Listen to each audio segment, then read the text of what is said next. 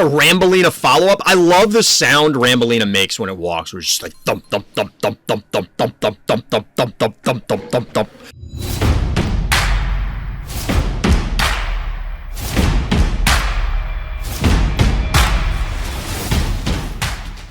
Welcome back, everybody. Welcome back. It's Sunday night, which of course means it's game breakdown night, and we're going to be taking a look at a whole bunch of viewer-submitted games, and there's some crazy stuff going on in some of these. So let's get into it.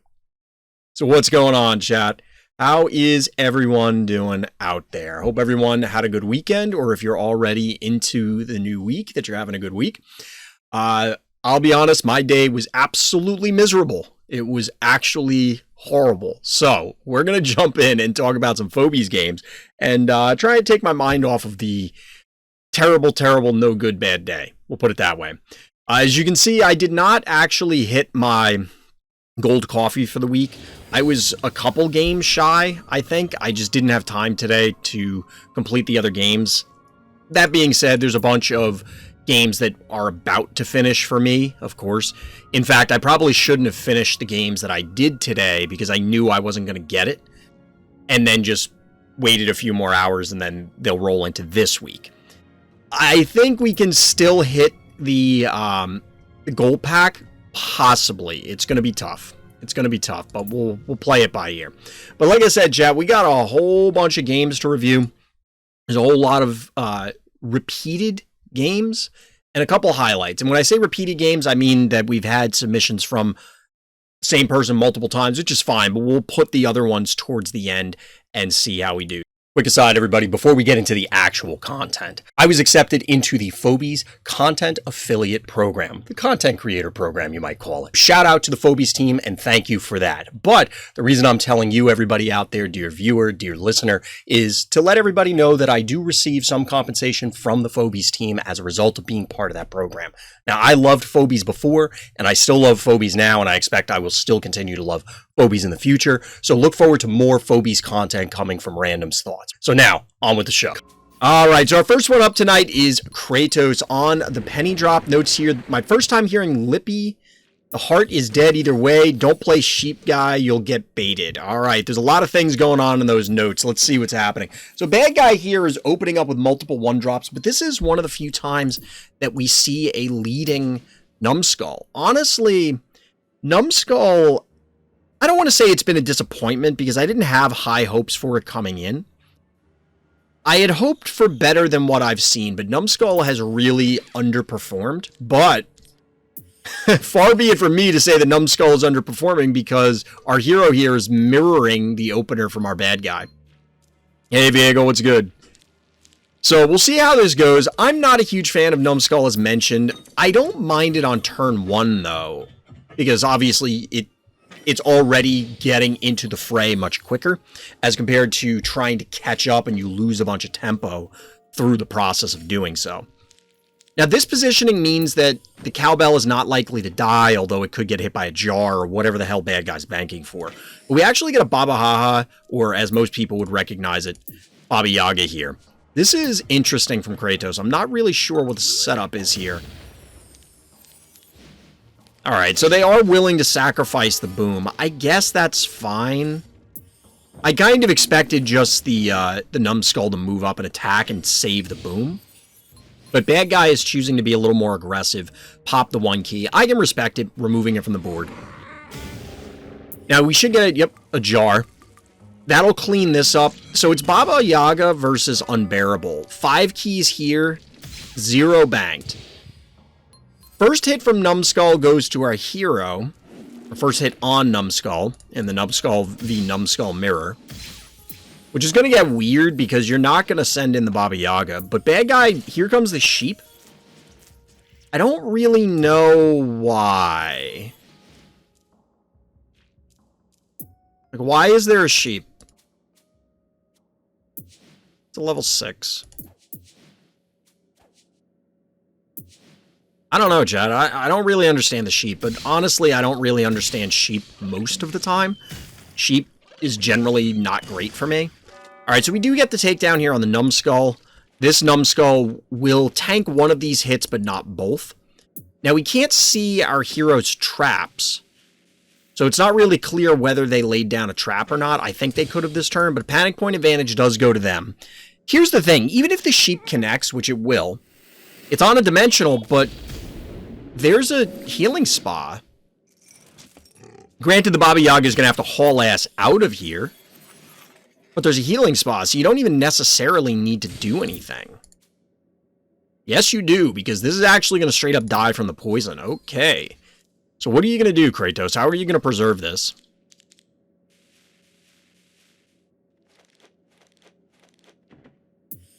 Alright, so we actually get a Clinico here. I guess this is okay. You're never really happy about having to invest a Clinico in anything, especially here, because obviously the sheep can walk up and poison this Stabby, which could go to the healing spot, but it's going to take 2 turns. You get the damage on it. Obviously, it's going to be extra because it's dimensional. And you have this AWOL here to push extra damage onto the Stabby. The bad guy's electing not to go for it. I mean, I kind of get it. They must be respecting the potential for a trap. But at most, there's 1 trap on the board at this stage. Just because of how much the Baba Yaga has had to move.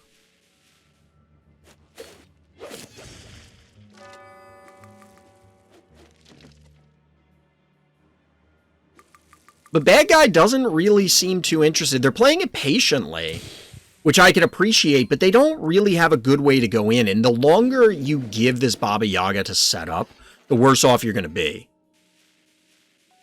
So the unbearable here I can respect as trying to fight this Stabby. I've often seen it as a potential answer. But this is kind of weird. I don't know about this. This whole game just feels very clunky, is the way I'd put it. It just doesn't feel like there's an overarching game plan. It's just kind of each player trying to jerkily react to the other player's movements. Now, for most of it, our hero has had an advantage, but we're down to 7 keys to 6 keys. Yeah, this sheep, like, what is this sheep gonna do? It's gonna get softened up by the jar right now. Clinico already invalidates the poison. We get Jin Sting as the 5th Phobie. There's 5 on the board for our hero as well, but again, this Baba Yaga has been laying down traps, and there's not really too much pressure on our hero. Yes, it's a panic point advantage. Yes, technically they could put the lobber here, but we're looking at almost 5k health. That's a fair amount and significant enough that I wouldn't be concerned. Now, this is a little concerning. Bad guy could hypothetically invade here. This is 442, so that's 873. What's this? Is 13. So you can't... They can't kill the bow mangle, so never mind. I was going to say, if you send those 3 in, maybe you can get the bow and stage an invade. But even if you do that, there's potentially a trap in one of these locations. And because Baba Yaga is an AoE trap, you could end up tagging any of these.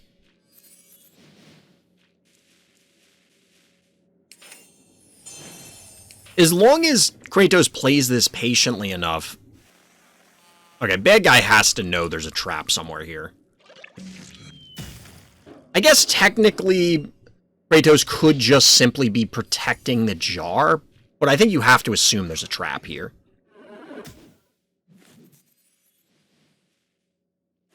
Bad guy looks like they've had enough. They're actually moving in.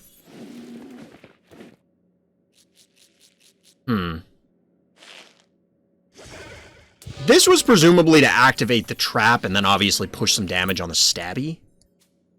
But I don't know about that. I think bad guy needed to play it more patiently and just say, hey, come to me. I have a panic point advantage. You didn't have to go for this. Unless they're going to pop out something specifically with these 3 keys. Like, was that really necessary? It certainly doesn't appear that way. Now, the problem here is, yes, that Clinico is going to go down. That is a somewhat valuable asset thanks to the sheep and just general healing because we have 2 turrets. Baba Yaga's fairly tanky. But there are 6 keys remaining for Kratos. So now panic point advantage for our hero. And what is bad guy going to do? They have to make something happen. And Thunder Rocks, I don't think, is the answer you're looking for. Oh, no! That trap is brutal. Just, it doesn't appear to be a lot of damage when you look at this. But softening these things up means possibly one less hit from something that's required. So, like, you can move in here and beat this thing up, maybe kill it this turn. Yep. And all of a sudden, that's a dead Thunder Rocks for freezies.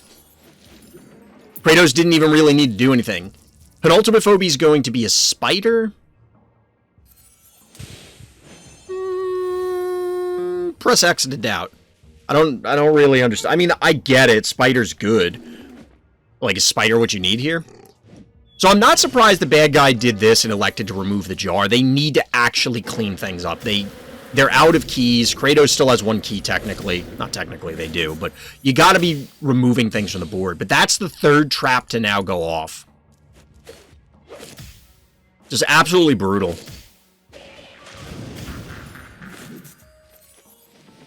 Now, bad guy has some time. They don't have to rush this. That must have been running out of time. Like, this spider could have attacked. It could have, even if it's just laying down poison just to get the poison ticking. Especially on, like, the unbearable, because there's no chance that it's healing. Obviously, it's undead. But even the stabby would force it out of the fight for a few turns. Instead, this is setting up a triple hit by the sheep, and it's almost letting them back in the game.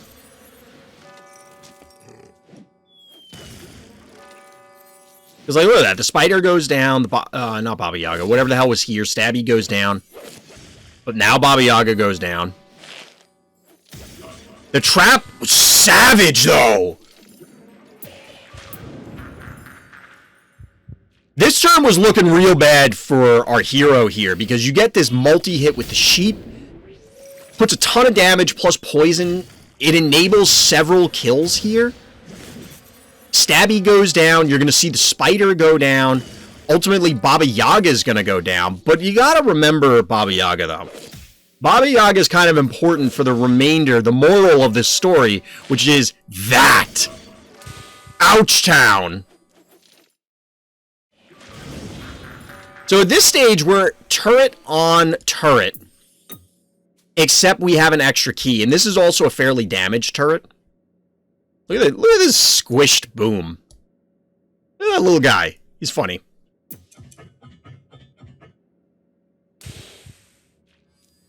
So this is what I was talking about earlier.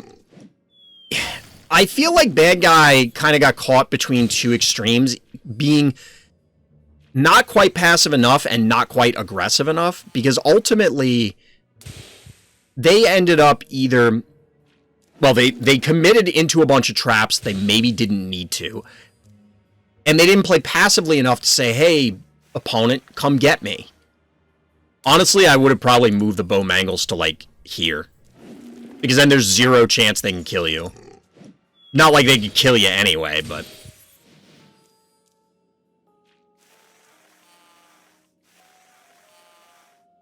So we got a few more turns of this, but the game's clearly over. There's nothing bad guy can do. They can't race this. The boom is just kind of hanging out. But that was a pretty cool play. This last turn, you were unsure? Yeah, the sheep play was pretty cool. That's why I was saying I think bad guy couldn't decide what they needed to do and got caught between being aggressive and being more defensive / passive, and as a result, they kind of got the worst of both worlds. Because ultimately, there was not much they could do to fight you. Like, they gave you so much time, and then they decided, alright, I'm going to commit in, when that Baba Yaga was around for like 100 turns. Meaning that, of course, the middle's going to be littered with traps. It's just a matter of time. So, GG. Got him. Well played. Well played. I love when they're unsure and I have a trapper. Yeah, you can definitely set up some cool stuff with it. You can definitely set up some cool stuff. I need to utilize trap phobies more often. I don't use them nearly enough. And I know I've talked about this a lot. And I keep saying it. And I never do it. But I really do need to utilize trap phobies more, because I think there's enough plays that we've seen. How do I check what game review I submitted? You can go to the same spreadsheet that's linked in Discord. In the Discord where it has the link to the where you submit it, there's a link to the Google spreadsheet in there as well, and that's where you can get to it. All right, so Sivadas is our hero this time in the orange trunks here on Biff's room. My traps did nothing, but man, did Gravedigger put in some work. I also locked my opponent to 9 keys again. GG Hakune. All right, so let's see what Sivadas has in store for us. I've actually, Ondo was mentioning it on another stream that, I think it was last night, that we have an async game, and I was kind of expecting Ondo to try and lock me out on one of the new maps with Gravedigger and Gargoyles, but they didn't go for it because I threw the game long before those turns were set up. I thought they were just going to do it for the sake of it, but we'll see what happens here. I have been circling back around personally to feeling much, much better about Gravedigger in general, but there are maps where I absolutely don't want it, and it feels like overkill to both have Gravedigger and Crushmore, you know, like Phobopolis. But here, we're going to see an early break from this Gravedigger. 4 Phobies on the board for our hero. We'll see what Hakune follows up with. Double turrets so far, which is pretty standard. I don't know about this. Does this just die? This is a really high-level Contortio. This is a level 11 Contortio. It does over 400 damage. This just dies because you go here, here, move this up. The problem is that 2 things will get caught by Boom, so it's possible you're sacrificing a 1 key and Unicorn for Unicorn and 1 key. That might be okay, but I think Hakune has better board position with that.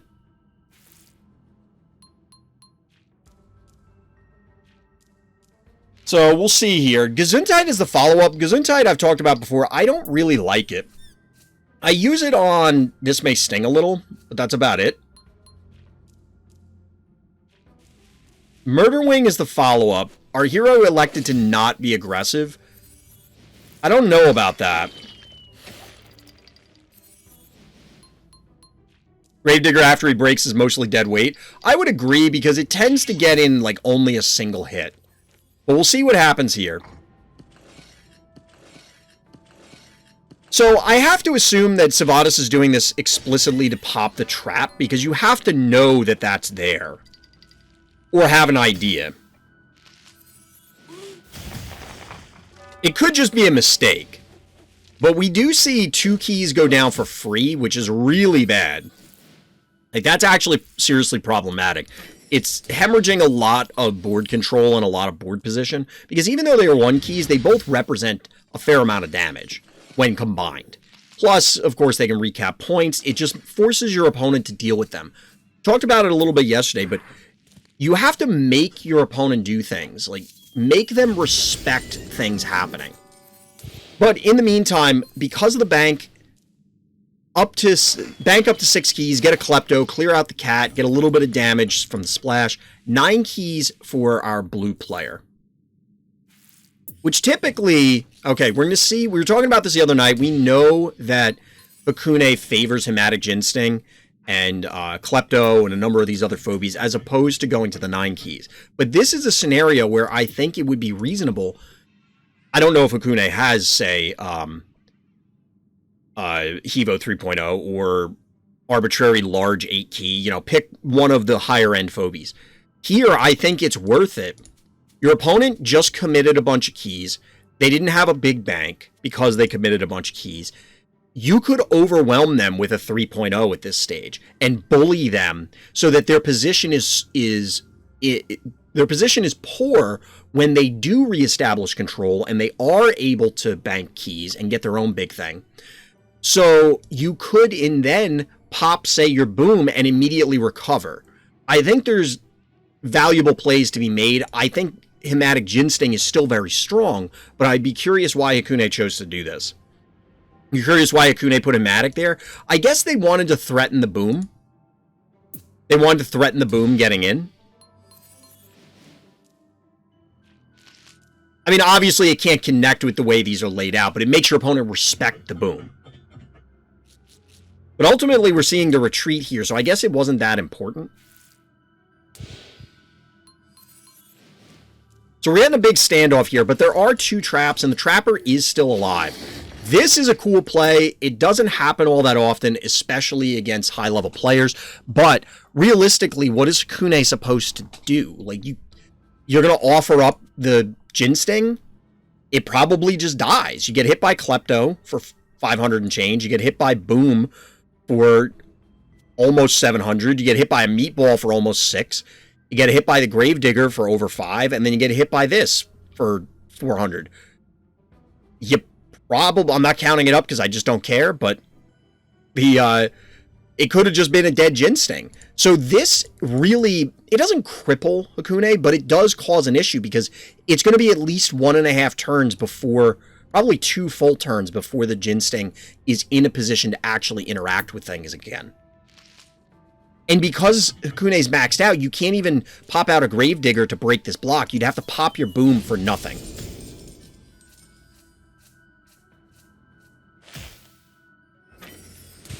Now, that isn't to say that Hakune's like completely dead at this stage, because as was pointed out by chat, the Gravedigger is arguably dead weight at this point. What did just die? Oh, it was the Boom. So the Boom just dies to random bees here. But the Gravedigger is arguably dead weight. The Klepto just got hit by a trap, so it's somewhat vulnerable. In fact, 1600, so you couldn't quite kill it with these, because this just wouldn't have been enough damage. Could have put a hurt on it, but you can't kill it. This is actually really interesting that Hakune is electing to just beat this up instead of trying to shove from the north. Because, like, this can happen. I don't think fighting this statue, I think you're better off just kind of, like, running and then shoving behind your turrets. We get another sacrificial 1 key. Specifically, I mean one that can sacrifice itself, so that way you can free up key space if you need to. But as pointed out in the notes, Hakune's locked with essentially 9 dead keys here. Now, admittedly, still over 6k health on the heart. It's not like Hakune's going to die anytime soon. But this is something worth considering. So we're getting the popping of the muffin fairly early. Granted, there's no poison phobies, and we're not likely to see one. And all the keys remaining from Sivadas go into Oopsie Baby. This actually seems like a fairly strong Oopsie Baby scenario, because this is going to depower things by 444 damage. That won't completely erase the offensive output from Stabby, but it will from Unicorn. And even if it doesn't completely erase it from Stabby, like, it's pretty much irrelevant. You know, it's only chip damage at that stage. So you can sit back and... I mean, right now, you probably send the Boom in just to cap this point and die.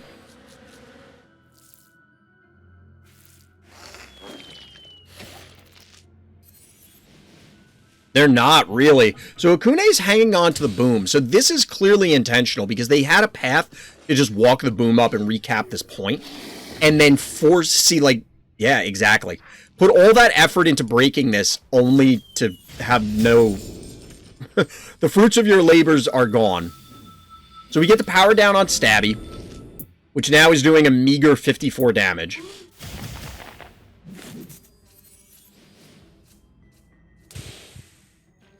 I think the Boom should have gone in and you swing the Hematic to the north.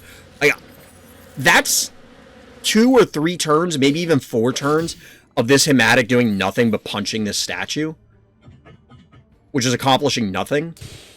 Now, admittedly, Hakune has time. Like I said, it was over 6k health, 52 now. It's only a 1 panic point advantage. No, it's 2 to 1. So we're not talking about an enormous amount of damage output. It's not that big of a deal. That being said, you're going to lose this Stabby. Your Boom is no longer in a position to recap this point.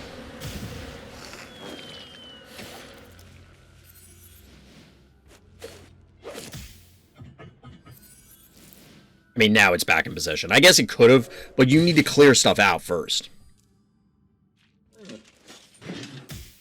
We actually get the self-break here. Oh my god, is this really a dead Jin Sting? Wow. It's not quite... Oh, yes, it is dead. Oh my god, look at that. That is a great play. That's a great heads-up play. Honestly, if I was in Hakune's position, I might be tilting at this stage, and it's kind of like, whatever, the game's just over. So, Hakune does, in fact, have the 3.0, and this is a great 3.0 hit. Honestly, they're not definitely out of it. This is still possibly winnable. I don't really know what that boom is doing. Like, couldn't you have...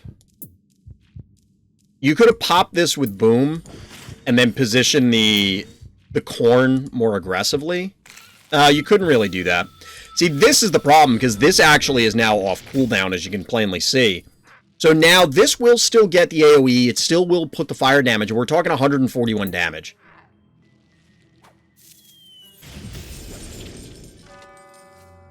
If Akune had, like, one more turn, they might have been okay. But I think there were multiple points where either you self-pop the boom just to free up space, because think about the turns where the Klepto came down here and was sitting on, like, right next to the statue.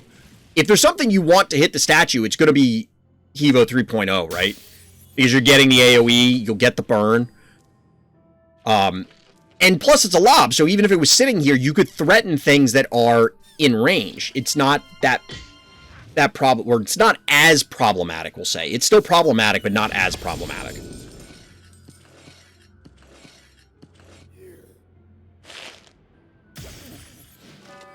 We were about to see a 3-0 panic point advantage. Like, honestly, the 1700 health. Kune's not out of this. Although, I don't agree with... Well, I guess, yeah, you kind of had to. The problem is you're going to take so much damage from this that you can't necessarily run around or even fight this oopsie baby. There's no angle to hit it from because it has the 3 range. So the point is you're not going to be able to invade even if they elected to... Well, now... 17... Yeah, the heart's too low at this stage. Heart is too low. So there were a lot of heads-up plays here by Sivadas. I think there were things Akune could have done differently. So I'd love to get Akune's take on this. Because I think the boom needed to be sacrificed earlier. Either capping the point or just popping itself so that you get something else out there. Because while Sivadas sort of locked Akune at 9 keys, they didn't quite. Because there was the opportunity, so it had to be a conscious decision by Akune to choose not to pop the boom. Because you could always just detonate it. You don't have to keep it around.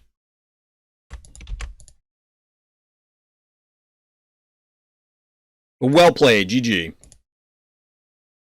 Useless Hematic, so I think the Hematic could have done a number of different things, but it definitely kind of just derped around at the bottom there and didn't really do a whole lot. Again, I'm not sure if Akune had a specific game plan in mind, or they were tilting, or what. So I'd love to get their perspective on that. So we'll jump into the next one. It's the next one. We got several Sivadas that we'll skip. You know what? Let's take a look at some of the highlights. So we got a pancake highlight. So get your clip buttons ready, chat. How can you submit a game? So if you go to the Discord, there is a game breakdown or game review submission channel, and there are instructions in there, Viego. So basically, there's a Google form. You fill out everything, and it puts it in the spreadsheet. And I just do them chronologically, with preference for subscribers, and I try to only do 1 game per person per week, unless we have extra time. In which case, like tonight, we're gonna have extra time, most likely. So we'll double up on people, because that way I can make sure, or we make an effort to get as many people's games reviewed, like variety of people, as opposed to, you know, if somebody submits 40 games, we'd only be talking about their games that week, sort of thing. So, but if you hit up the Discord, then you can, like, all the instructions are there, but it's basically just a Google form, and it's pretty self-evident once you look at it, basically. All right, so let's see. What are the notes for this?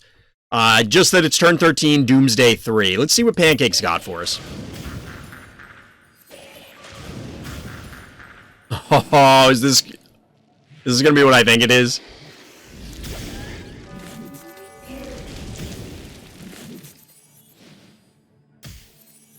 That was pretty solid, Pancake. I'm not gonna lie.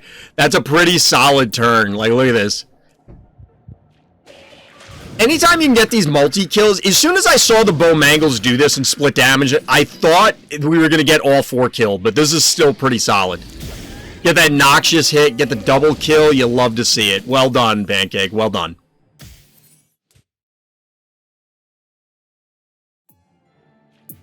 That stabby's about to be well done.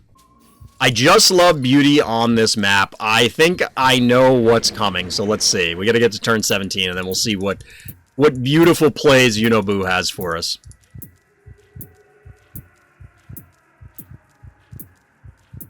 So we see the beauty lurking down at the bottom here.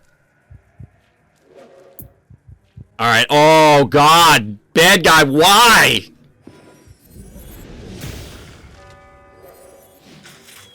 Savage. Absolutely savage.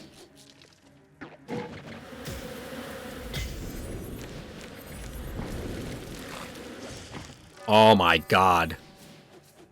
The violence, chat!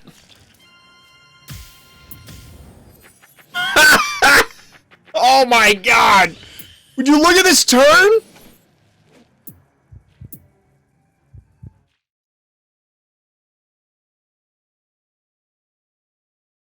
This is brutal. Real talk, as soon as I saw this layout, I knew what was happening. Look at this. You get the beauty laser into just absolute devastation. This turn is savage. How backbreaking is this turn? Like, look at this. Just everything. You even get to follow up the murder wing. And, of course, everyone's favorite, the droney assassin. Damn! Well done, YUNOboo. That turn is savage. That turn is savage. Alright, chat, we're back. I don't know why matchmaking gives me over-level players. I don't know if it's just me. So, matchmaking is solely based on skill level, basically. It will try to pair you within your league and tier within the league, and then obviously it could reach outside of it depending on what it is. So basically the game's complimenting you and saying that you can handle it. It doesn't account for stress level in any way, and honestly I don't think it should, because some people just have more money than skill. So they need the handicap, basically, in some cases. And we all need that sometimes. Like, I load into tons of games and just kind of screw around. But yeah, the game doesn't care whether you're stress level 100 or you're stress level 10. It's just going to pair you within your skill level, which I think is something that will long-term, we've talked about this before, potentially be an issue where people trying to join the game, you know, like say I started Phobies tomorrow, and then someone else started Phobies tomorrow, and I put in $1,000. I could get paired up against somebody, and I would just shit on them due to sheer numbers. There's literally nothing they could do. It doesn't matter how bad I play. I would have to literally not take actions to lose to somebody with that big of a stress level gap. Like, that's basically the only way. So I think that's going to be a problem. Plus, because you can't really fall out of Sum of All Fears, which is good for me as a streamer because I don't play enough because we're doing game reviews and other stuff. I don't play enough, or like there's just not enough time for me to play enough games to maintain this if, say, it dropped me back to primals. It would just, I would never be able to do game reviews because I'd have to spend the time that I stream playing games, which isn't bad, but ultimately over time, everyone's going to end up here. Even people that are really bad or really underleveled will eventually get to Sum of All Fears, because people who have been here forever will either drop off the game or just throw enough games, not necessarily intentionally, but like they'll just lose enough games here and there where somebody will squeak out of Doomsday into Sum of All Fears. And then as long as they don't lose to drop into Doomsday 3, they're basically going to sit here forever. And I think that is a problem for new people onboarding, because it likely makes the game look like it's dead. Because you're going to be in heebie-jeebies, you're going to be in horrors, and then either you're going to have enormous queue times because everybody except for the new people are in Sum of All Fears, or you're going to end up playing people in Sum of All Fears because there's nobody else down here, because it doesn't fill it out. And I think, as much as it would suck for me personally, I think they do need to de-rank people like 2 or 3 ranks. So say you're at Sum of All Fears 3, you drop down to Sum of All Fears 1 at the beginning of the season, which already happens. But if you're Sum of All Fears 1, you go down to like Doomsday 2 or 1 or something like that, and so on down the line. I don't know what else they can do as long as you're going to have a ladder system. The other option, I guess, which is just logistically not possible, is constantly be growing at such an incredible rate that there is always a ton of people in the low ranks. And if that was the answer, there would be like 700 people in this stream every night. Well, maybe they can't stand me personally, but you get the idea.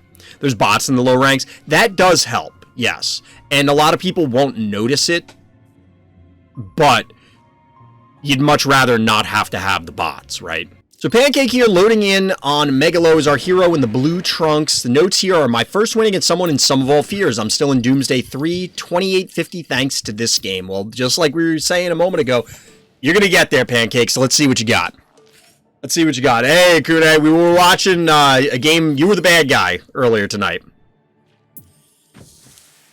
So Pancake has a somewhat unique opener on this map going 1-1. I don't know if Pancake's collection necessitates this or if they have something particularly in mind, because banking to 4 could have a lot of implications. But instead, we're seeing a stabby on turn 2. Now, granted, bad guy here opened with Baby Snakey and Electric Cat, so I have a lot of questions. I bet the bad guy lost. That's usually how it works, Akune. Not always. Not always. Sometimes people are good about submitting their losses, but generally, yeah, it's look at my cool plays. Look at my cool plays. Let me show you them. But anyway, had another bank to 4. What is... I gotta know... Well, first of all, what is this murder wing doing flying backwards? What is this murder wing doing flying backwards? But it's probably redirecting and it's going to end up here or something. But why bank to 4 and then keep popping out 3 keys?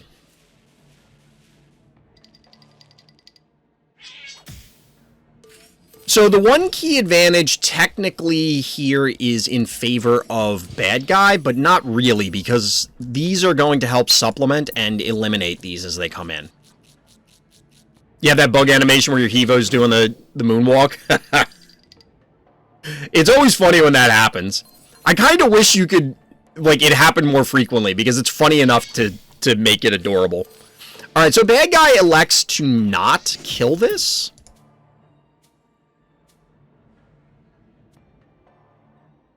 I don't really understand this. So, if we look at this board position to start the turn, so they end up popping out a Gin Sting. That's fine. You could have hit the cat, then put this baby Snakey here. You get hit once, twice. Like, this is not lethal, right? We'll say 350, 750, 820, say 826, and then 13. This would have lived. Now, you wouldn't necessarily be able to... So, like, you kill... You hit this, you slide the snake up to where the electric cat is, you move the electric cat wherever, then you retake with the spider. They can't kill the spider and beat up your baby Snakey. The baby Snakey is safe because they can't kill it.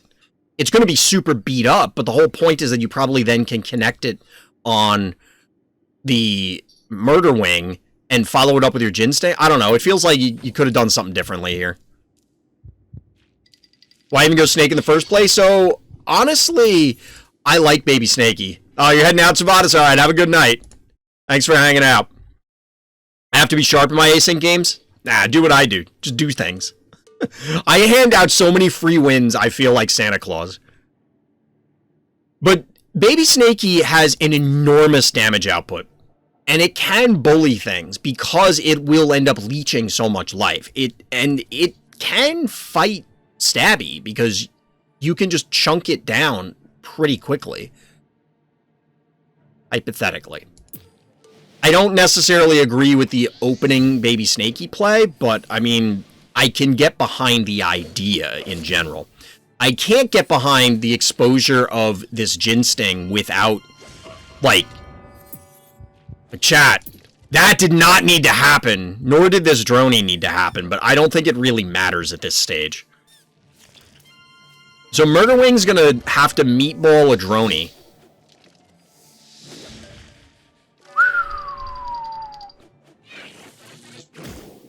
Chat, I have questions.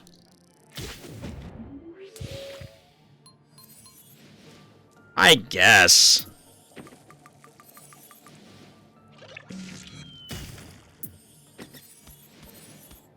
That was, yeah, I think bad guy, like, this is one of those games where you see the mistake, and it's just like, yeah, this game is over. You need, when you make a mistake like that, because I've done this a lot. I've made a ton of mistakes. Everybody sees my mistakes all the time. When you make a mistake like that, you absolutely need your opponent to make an equally, not even just an equally egregious one. They actually have to make something worse or equally bad and then another one. And you have to play perfect in the interim because you've seeded, it's not just what you've done in the moment. You've actually hurt your chances moving forward because of the tempo loss, because of the board position loss, which, I mean, you could group that all in as part of that singular loss, but I'm emphasizing the point that it's not just that one mistake. That one mistake has implications besides, I just lost Phobie X, in this case, a Jin Sting. It's like, look at the board position from bad guy here. What the hell are they supposed to do? I don't necessarily agree with the creep follow-up, but I don't know that it really matters. Does it matter? Bad guy's going to have to commit in here, and you're just going to annihilate whatever you send in. It's equal key count. You have a panic point advantage. You have better Phobies in better positions. How's this game 35 turns? I imagine they're going to go into trading one keys. Because this is the scenario. While I was talking about it the other night, that if you're trading one keys or something, generally somebody's doing something wrong. But there's also the argument that if you are in a winning position, why would you make, like, why give your opponent a chance to come back? It's like, yes, is it boring to trade one keys? Sure. Could you hypothetically bully them and then take an advantage by going for it? Maybe. Or you could just play it safe and you can't lose, sort of thing. And I think that's what a lot of people get drawn into, and understandably. That's another reason why you should absolutely not get punished for surrendering. At a certain point, the game is just over. This game is evolving away from one key trading. It absolutely is. To be honest, I don't know what the hell's happening in this game any longer. I wanted to get that point out, and I really should have paused, because now we have, like, the Gonzo comes out to power up creep, and, like, once again, bad guy's in a terrible position, right? I think. So, the Cassowary's dead. I don't think you can get both of these. It depends on what 5 keys. I don't know if this is presumably at a stress level where Snowball is hypothetically possible.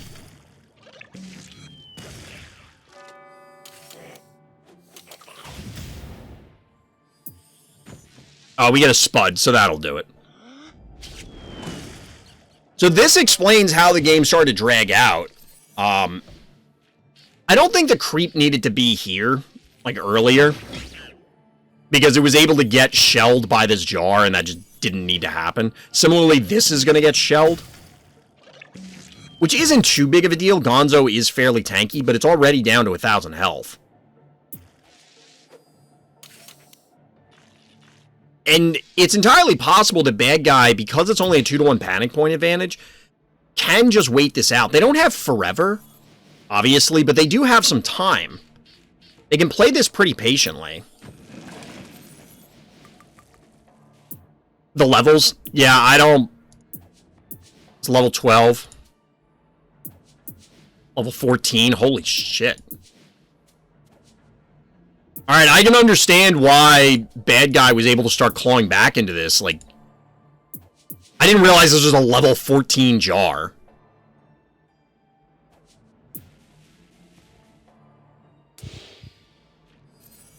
So Snowball is a cool play here because you can juice it with Gonzo. including on this turn to get in, and that's probably what the game plan is, to try and take down this jar, although this is 558. So not quite enough. You do need the juice in order to take it down, assuming that bad guy doesn't block. Sort of looks like some of all Fields versus Doomsday. That's exactly what it is.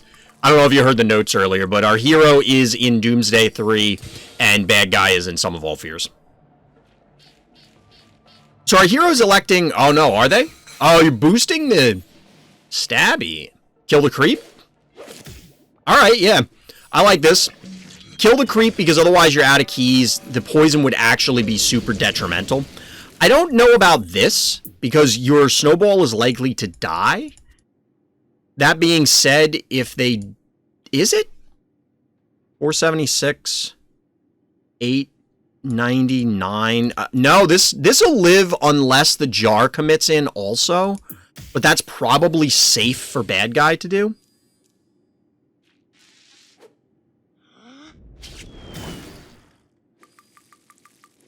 You could also get it with the cassowary, but I assume they're going to do this. Yeah.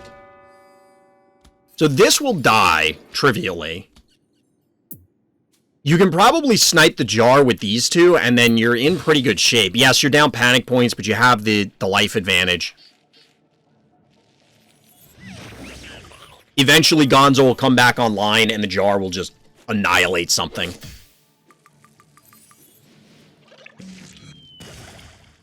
You didn't need to put it there. This actually matters, this positioning, because if it was here, this cassowary can't just leap onto it, which also, look at this. This could be a good thumbnail. The nerd is powering up. Tell me this doesn't look like the candy, the little creature's nerds.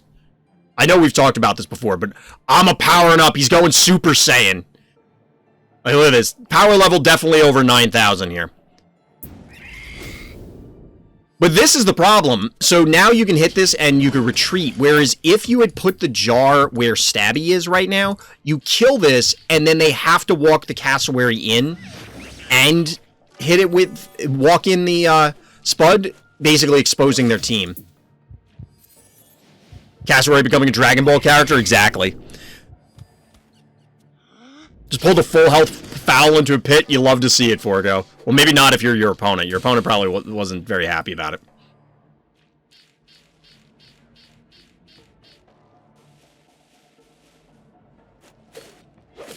So at this point, I don't think there's any way that our hero can lose. It's an 1800 health Stabby against these. Whatever thing kills the Stabby is going to die in the process. Like, I think just from the Stabby retaliation damage and then the dimensional.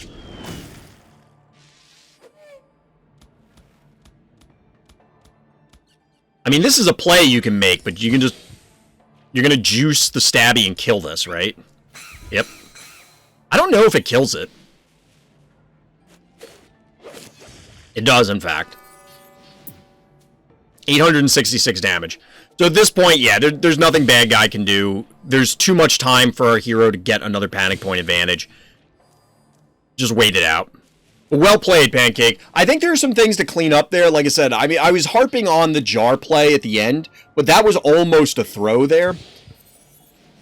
I think you were way, way ahead with the Jin Sting, and that's why I made the point about how that singular mistake basically ended the game on the spot for bad guy.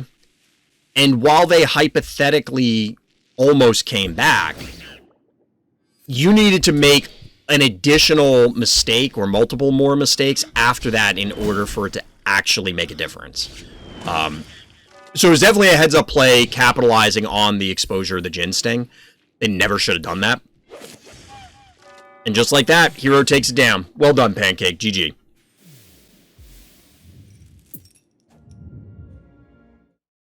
But yeah, the singular mistake, and it usually comes up, as Hakune points it out, although other people have done it as well. Like, if you make a mistake, it's just really hard to steal that tempo back. Now, that being said, it's not impossible. Clearly, everybody's human that's playing the game. People make mistakes. It's going to happen, so.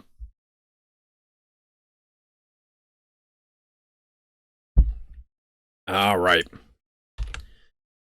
Let's get another one rolling, chap. Still got a bunch of games to get through. We'll probably get through all of them tonight, or I assume we will. We'll get close for sure. Even if we don't get them all. All right, so our hero here is Great Ginger Gabe, zoning into Home Sweet Home, a map that actually is kind of the bane of my existence. By the way, you get more points if you're on a big win streak. Sure. I mean, I've gotten more points. I never noticed that it was on a win streak, but I never pay attention to my my async games. So if I hit a win streak there, it's like I probably didn't even notice. So we get a snowball opener. So we did do one of yours earlier, kratosss. We did do one of yours earlier. Where is this one? There we go. So the notes for this game are bad sushi for the memes. So I imagine our hero is just beating the crap out of bad guy and then pops out a bad sushi for a little BM action, but we'll see. We will see. So the snowball opener is interesting. We typically see these more turret-based openers. Snowball seems to have less value for the most part on this map. Also, in the event that you pop out a snowball, typically you're seeing it cap this middle point, the more contested one, and then you can just fall back to your own, as opposed to taking this, which is mostly safe, and then moving out. But we're getting the equalization, we're getting a creep, which I still am not a fan of. Wait, does creep... Do the colors on creep's tail and everything change? Or is that supposed to be like light reflecting off of it?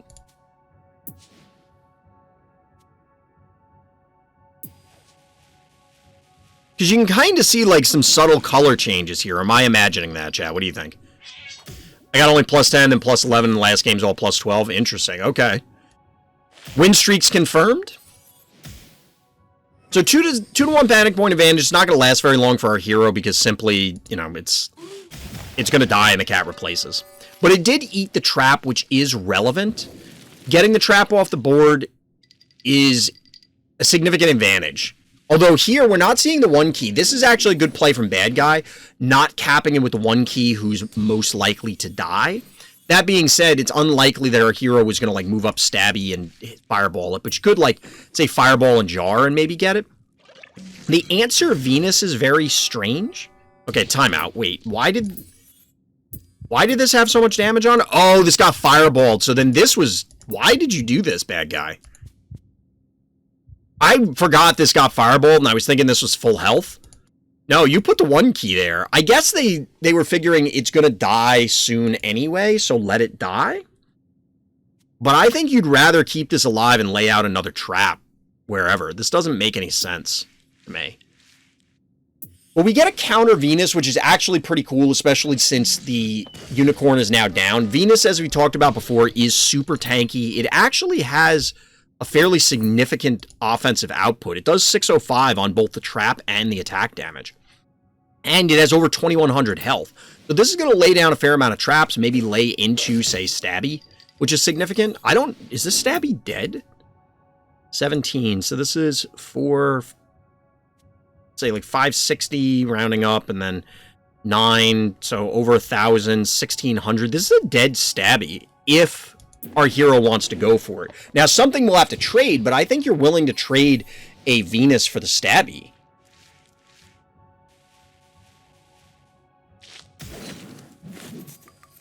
The question is, what are you going to allow to die? I guess the snowball, maybe the Stabby?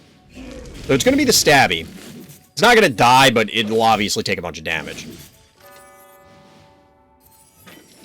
So now we have a still fairly tanky Venus, a snowball that has to recharge, Stabby that's likely to go down this turn, and a jar. The unbearable is a little challenging. Both players bank to 6 because of all the different plays back and forth, but a lot of the damage is instead going down on Venus. That's a bold choice, bad guy.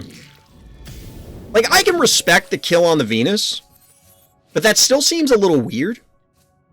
That being said, if there's not a muffin coming out of our hero, they could be in trouble, because a Clinico here is not really what you want.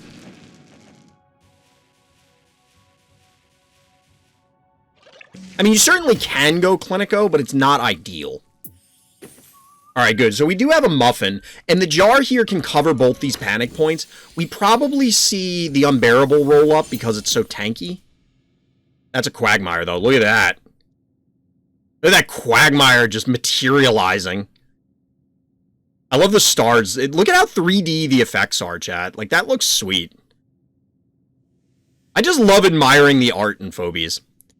But the Unbearable's fully healthy. It probably rolls up, caps this point, because it's not going to take too much of a beating in return. You get double stabby hits, double jar hits, and then a Quagmire hit, but this does not have Fireball, so... It's ascending, yep. The Rapture has come, just like that stabby we had a while back.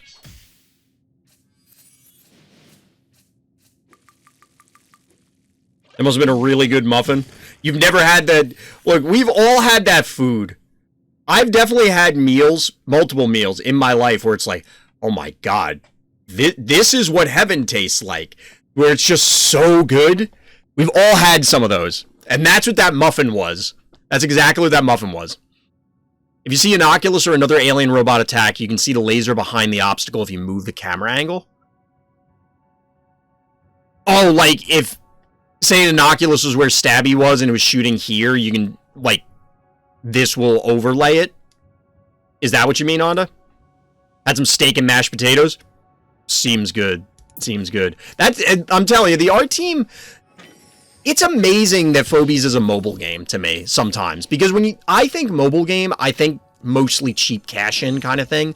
Or it's the... Maybe not cheap cash-in, but like... You don't expect it, at least for me, to have the level of care, the level of love that is clearly in Phobies. That's a dead unbearable. Oh, we get a misanthrope! The combination of 2D and 3D? Exactly, I love it. I love it. Okay, so... Maybe we'll save the steak talk till after the game, but like...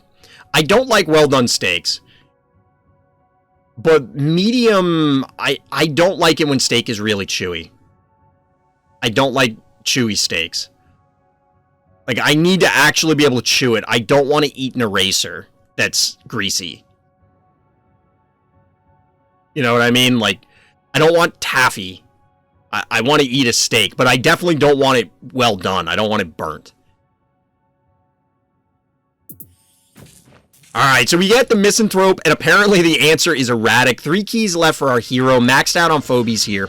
Snipes the, See, I don't know about that snipe, because that means that this is still exposed. Yeah, you'll hit it with erratic once, and then jar twice, or like jar once, erratic once, and creep. But this Quagmire is still very, very healthy. It can absolutely go in, cap this point. See, I would have killed this. You can't... Yeah, you could have got this. So you slide this in, punch the Murder Wing, swing the jar up, and then you kill the Murder Wing. Then you could protect the jar with either this or this, and then the Murder Wing's off the table. And we get the BM Sushi. I mean, technically, this is an answer for the erratic, right? Hypothetically, you could answer the erratic. Now, I have to respect what our hero did here, taking the center, because ultimately, bad guy has to commit in, right? Like, they're going to have to do something. They can't hang out. But I really do believe killing the Murder Wing was probably a better play.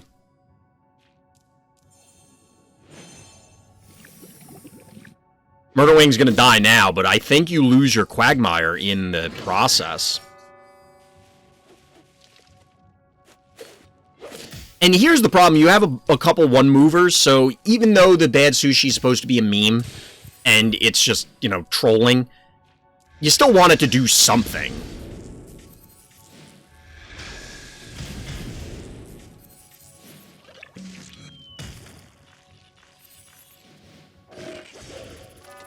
So down goes Quagmire, and like I said, I don't know that that was necessary for that to happen there.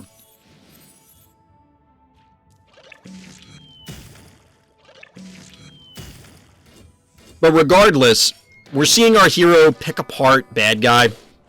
Now everything's spread out. Although we're going to get the bad sushi coming in. We're going to actually see a bad sushi connect this game, chat. I think it's actually going to happen. Bad guy probably sees the writing on the wall and is just like, alright, well, what am I going to do? But this is absolutely the game, because even down panic points, you can just wait, and this poison will kill this freaking thing. 1900, like, look at this. How often do you see this happen, chat? This could be the thumbnail instead of the thing I said earlier. How often do you see Bad Sushi actually activating and it being relevant? It's a relevant Bad Sushi hit. This is almost 750 damage per tick. That's going to add up pretty quick. Get splashed, Erratic. Oh, it just dies. Never mind, it just dies. I'm Bad Sushi, and I'm on an Erratic. You're an hour late, but I gotta say I finally got the DLC for Risk of Rain 2. Alright, cool. You'll have to let us know how it is, Stronggle. I've never played Risk of Rain. I don't actually know much about it, to be honest. Well, Gabe, you have done the impossible. You have connected with a meaningful Bad Sushi and won the game. Well played. Well done. Unlike how I prefer my steak. I don't like well done steak. I don't really want it to be crunchy. Is walk the fish combo when? Do a barrel roll? I don't know. Like, is walk the fish a thing? Could that be a thing, chat? I feel like there's a level of silliness, and that probably crosses it. Although, as I've said before, I think Bad Sushi, if it got enough buffs, could hypothetically be oppressive, where, like, every game is, instead of opening Stabby, you open Bad Sushi and just zone your opponent out. And they have to answer with, like, Jar to pick it apart or a bunch of other mechanicals. And even then, they have to be ranged mechanicals because it still does a ton of damage. It still represents a threat if it can connect, ignoring the poison part. The problem is I think Bad Sushi is just one of those phobies where in order for it to be playable, for it to be good, it needs to be oppressive. And if you have that, I don't think the game is in a healthy spot. Walk the Fish is real and it's very viable. Trust me, someone who doesn't have Bad Sushi or paddles is also bad at thinking. I mean, as compared to Rusty, we're looking at the wrong thing. As compared to Rusty, whose role I just don't understand. Like, I get what it does, but it doesn't seem good at all. I can see a scenario where Bad Sushi is viable. I just don't think that scenario is good. I think the only way for Rusty to... They'd have to change it so it doesn't sacrifice itself. It absolutely should cost 1, and I think it shouldn't sacrifice itself. I think it should just, like, latch on, and as long as... Like, Rusty and that Phobie can no longer move. So your opponent has to kill Rusty in order to free that Phobie. Even then, it might not be good, but at least if it was 1 key and it did that, it could open up a lot of plays. Actually, that would probably be pretty good. I think that would actually be pretty good. What do you think, chat? Or YouTube, let me know down in the comments. Alright, YUNOboo zoning in on Megalo, our hero in the orange trunks, just saying traps game. We've had a couple cool trap games. We had, I think that was the Kratos game earlier. Was it? I think it was. Then we had another trap game. I actually lost an async trap game where I walked on a trap from like 1,000 turns ago that I forgot about. And as soon as it happened, I'm like, oh yeah, that was this game. Because I had like 4 or 5 games on RCO and I forgot which one had the trapper. And I never replay the turns. I just skip them. I don't care. But anyway, we've been seeing a lot of varied openers through different rankings. So in this case, we're getting Gesundheit Cat and then Venus Cat, which is kind of cool. Again, I really like the idea of Venus, but I think Poison Ivy's better. I'm actually pretty excited to get Poison Ivy at some point. Put it out there in the universe in case I'm able to open it up. But Bad Guy banked, which means a very early erratic. Turn 3 erratic, in fact, even though it says 5. I don't know how it kind of throws me off sometimes when I'm looking at games and doing reviews. Not like live, but when I'm looking at stuff offline and trying to figure out the turn sequences. I get it. All the odd turns are first player. All the even turns are second player. But sometimes I wish it was... hold on. I have another thought about this. Sometimes I wish that it would... No, pause, game. What are you doing? Pause. then it would say whose turn it is, like, all the time. So if I skip to a turn and stop, I can immediately tell, even though it's kind of silly because, like, it tells you whose turn it is, and again, odd and even, but whatever. Ivy has poison and mobility. It's not as tanky, but still base 1450 and 450 base attack. Yeah, Ivy has some solid stats. Plus, the mobility is really big. And the trap is a humongous hit thanks to the poison. Of course, assuming it lands on something that's poisonable. So this is my issue with Gravedigger and not doing it early. Because I think DT was saying that they were using Gravedigger a lot on this map. And DT's put me onto a lot of Gravedigger strategies in the past, so I'm absolutely willing to try it here. But you have a one mover that for whatever reason they did not want to advance and instead retreated so that they can get the Gravedigger here to break this block, which means that this thing's going to have to now circle back again. It's just wasting time. It isn't the end of the world, but it like, as you can see, now it's going to have to walk into the firing squad. Fun fact, Ivy can one-shot a snowball. Is that at level 1? Like, on level, Ivy can one-shot snowball?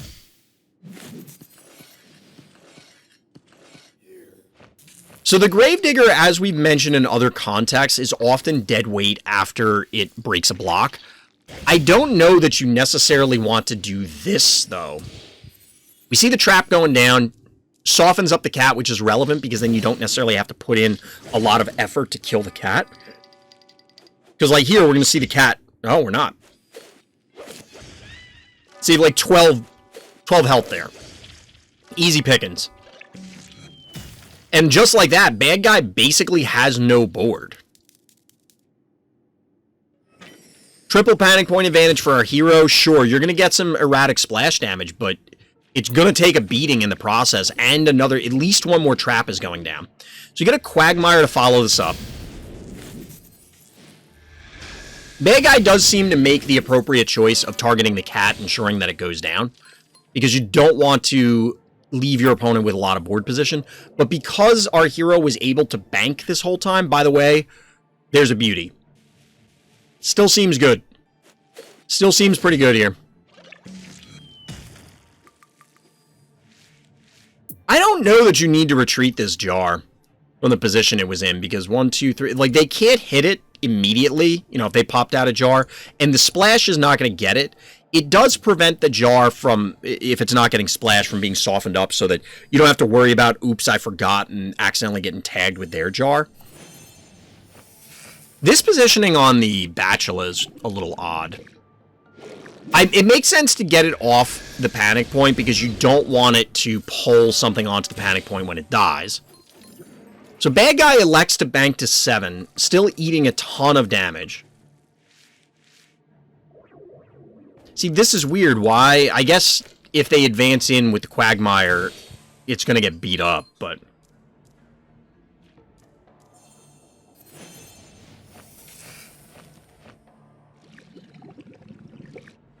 The bad guy's really fearing going in here, but I can understand. Double hits here, double hits here, double hits here. But 5 Phobies here, 5 keys also left for our hero. More further softening up of the erratic. I don't know that I agree with Innocuous here. Truthfully, I don't know what the hell bad guy does at this stage. I think this game was already decided like 10 turns ago. Honestly, it might have been decided when the erratic came down, because erratic is maybe not even necessarily the erratic, but the erratic Gravedigger combination and not preserving the Gravedigger, because you can use the Gravedigger to extend... Oh no, another trap. So just to get the thought out, you can extend erratic's range via the Gravedigger because you can target the statue. Granted, you're only doing 50% damage, but, you know, that's better than 0 damage. But as we see here, this is going to end poorly. Oh my god. Bad guy. What are you doing? Baby, what is you doing? Not like this! It's not even a Blom. Is this the only laser? Well, is there only one other laser effect? I mean, I guess this has a laser. So it's really only Blastomatic that goes Blom, right? Or is there something else?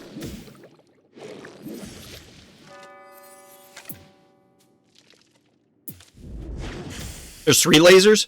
I mean, there's the Attractor family. Blast, Beauty, and Puff. Oh, you mean line attacks? Does it have like a Bwom sound effect? Because that would be cool for Puff. I highly doubt it does, but it would be funny. So it's Stabby and Innocuous against the world, which includes a Beauty and a Miss Moffat.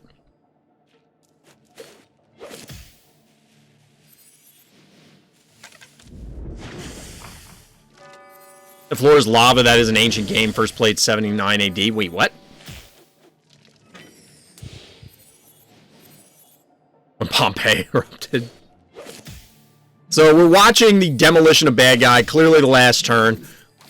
Well played, YUNOboo. Well played. There were a bunch of traps, definitely significant ones, but I think the game really was decided when bad guy elected to just send in Gravedigger to its obvious death. Like, there was no way that Gravedigger was going to live. And that was just a waste of 3 keys. It's not as egregious as the one we watched earlier on this same map where the Jin Sting just died for literally no purpose. But that Gravedigger didn't accomplish much.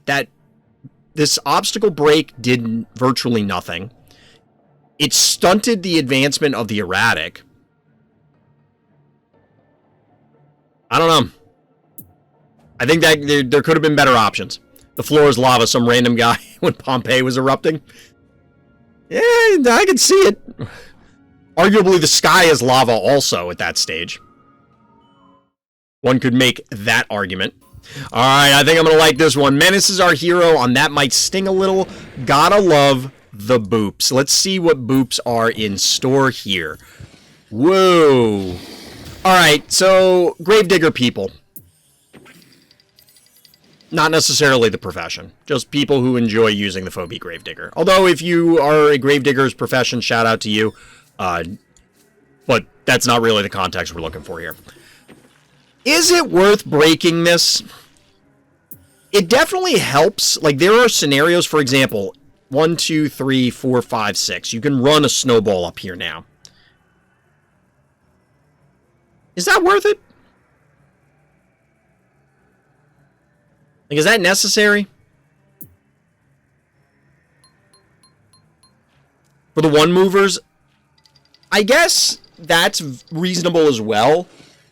But I don't know that it does enough. Like, do you really care? I'm calling it out because this is a unique opener. I have seen it before. It comes up periodically, but mostly it's like... Really? So we get a droney to fill out because we didn't get a flyer on one. That's another drawback to this because you're not... Like, you don't have to go the droney. But it seems like it helps significantly. So bad guy can't safely take this. I do like the fact that this scares away the murder wing because you could get elite plus a Gravedigger hit to kill this. And now you're up 4-1. Are you in a spectacular position? Like an unassailable position? Probably not. This is kind of cool because this means that 2 movers are right here. Otherwise, you'd be here and this range Phobie could not threaten this center tile. That's actually relevant. Never use one movers either unless they have flight. Well, I have a tractor now. So I've been using it on this map. I actually got a really savage attractor pull on this map and just ended the game on the spot. Because I think I killed like 4 Phobies that turn as a result. So we get the poison on Gravedigger, which, sure, whatever. The cat, wait, why did the cat live? I was looking at chat, what? Did they only attack the cat? Oh, because you know why? They probably killed the cowbell. Yeah, they must have killed the cowbell. So it's not enough damage to kill the cat. That's actually pretty significant. Maybe not, because there's not enough surface area to really get at this unless this dies. And then you can hit with cat and cassowary. Which yeah, this is enough. Well done, Menace. Seeing the play. Bad guy's just getting bullied here. Get the Rambolina follow-up. I love the sound Rambolina makes when it walks. We're just like thump, thump, thump, thump, thump, thump, thump, thump, thump, thump, thump, thump, thump, thump, thump. That'll probably be the opening sound clip. I said something else funny earlier that I was going to do, but... You love Rambolina. I haven't played Rambolina in so long, but bad guy, like... Does everybody else see what I see right now? Because I see bad days ahead for bad guy. Bad guy's about to have a bad day. Thump, thump, thump, thump, thump, thump, thump, thump, boop!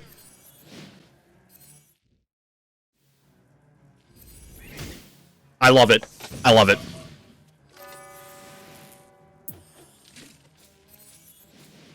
You get a Blinky. Blinky's a reasonable thing on this map. I tend to use it, well, not a lot, but a fair amount. I've popped out Blinky for a few number of times on this map. So we do get the leap onto the Rambolina, but you gotta love the innocuous boop there. Like, that's just too good. Bad guy's been in a hole, like, this entire game. They're not even gonna kill this Rambolina. You're not even gonna kill this Rambolina, who still has 1,000 health. Cassowary having some good munching? True. We're gonna actually see a dead primate here? Yep. So the sheep will get a solid hit. It's not gonna connect with the Temptress, which is, okay, whatever, but... Solid hit. We get the Hevo follow-up. 11 keys to 16 remaining. The panic points were briefly in favor of bad guy, but... Nah. So obviously we get the little sheep explosion here.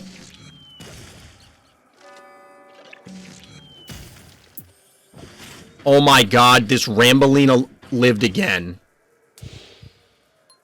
This Rambolina survived. How mad is bad guy right now, chat? Real talk. If I was bad guy, I'd be pissed. Didn't kill the damn Rambolina. This Rambolina's gonna get healed, chat. Oh my god, how backbreaking is that? Seriously, I think we've all had games like this, where something like that happens to you. How demoralizing is that?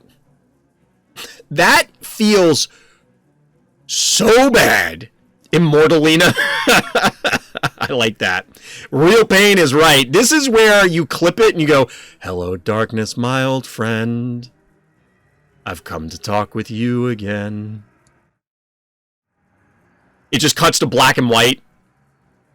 This is actually almost physically painful.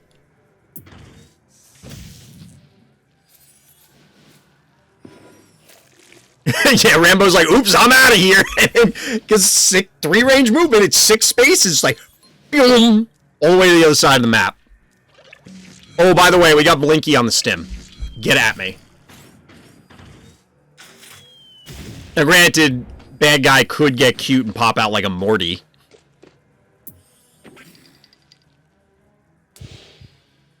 I really want to see the Rambolina boop something again. Slap that heart to death. I don't think that's what's going to happen, but it's getting there. 3-2 panic point advantage. We're looking at 3,100. It's possible. I don't think there's enough damage here to just straight up race. It depends on what bad guy has for the remaining 5 keys. Like, if they have a Morty, they could run in. Because you're not getting a... Well, actually... Oh my god, there's a Leshy? Why is there a Leshy? This feels like I have Leshy, so I'm just putting Leshy on the board. This Hevo might die, chat. Oh my god, bad guy, no! Not like this! Oh, not like this! Oh my god.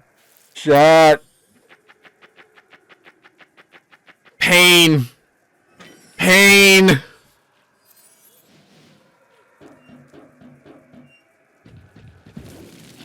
Fool me once, shame on you. You're absolutely right. Pain! This is absolutely Hello Darkness, my old friend moment. That is just not like this. You'll love to see it. 2 boops in the same game on relevant phobies. Awesome.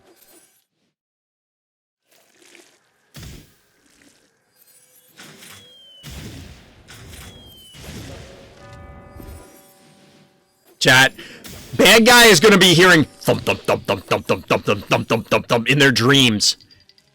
They're going to seriously wake up in a cold sweat in the middle of the night. And they're going to hear thump, thump, thump, thump, thump, thump, thump, thump, thump, thump, thump, thump. The Rambolina footsteps just thundering. Rumbling.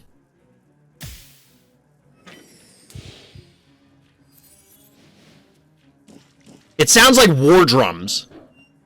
You're going to see the Leshy heal animation? We, in fact, are.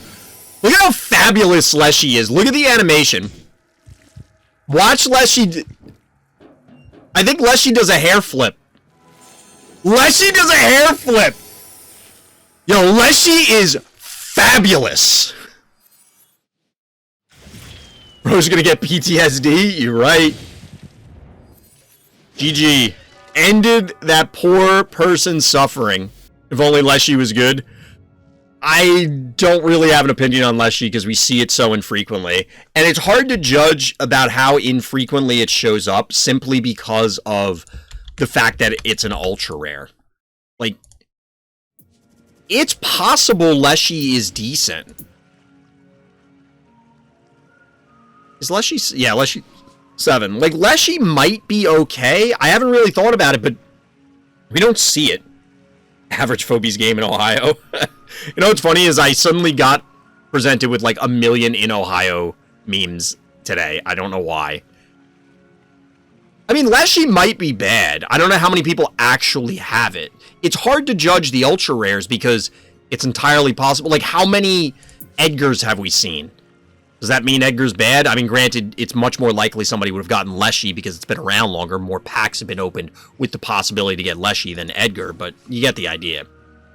But Leshy sure is fabulous. Leshy is fabulous. Leshy is absolutely an 80s glam rocker. 100%. 100%. Yeah, that's true, Scrongle. I like it since it's my only AoE heal. That's fair. Leshy's a good counter to Russell. Is it, though? Is it, though? I mean, yes. But let's put it this way. If you Russell, and your opponent can just pop out a Leshy and heal their whole team, you've made a grave error. You've made a grave mistake.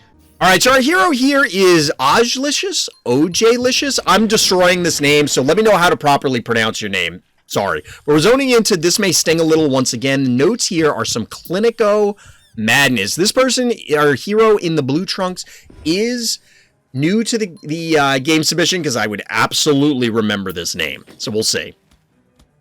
OJlicious? Alright, cool, cool. I always feel bad, and I've said this before, like, your parents assign, or your guardians, you know, whoever, somebody assigned you your real-world name, right? I mean, you could, of course, change your name, but when you choose your name on the internet, you chose it, so I want to, like, put some respect on people's names, you know what I mean? So we're getting a more standard opener from both players here on This May Sting a Little instead of Gravedigger openers that we spent an enormous amount of time talking about. But let's see what we get here. Okay, I take it all back, chat. Why are there so many damn sheep? We've seen too many sheep tonight. Too many sheep. There is no need.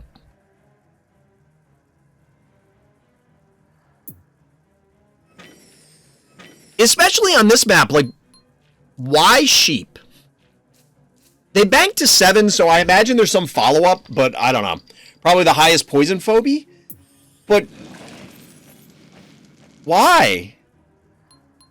Like, okay. But, like, you're gonna get annihilated.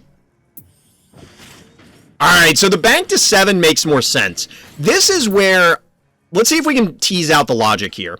I think it's likely they just wanted a 4 key so they could bank to 7 and therefore get the Hevo. That makes more sense. I still think you have to have a different 4 key. Put out your own Gin Sting. Put out something else. Put out a jar and bank an extra key. I don't care, but I don't think sheep is what you want. It will, now admittedly, sheep will take some time to take down. You're going to have to put effort into killing it. You can't just go, oops, it's dead, like a boom or something. But it is not...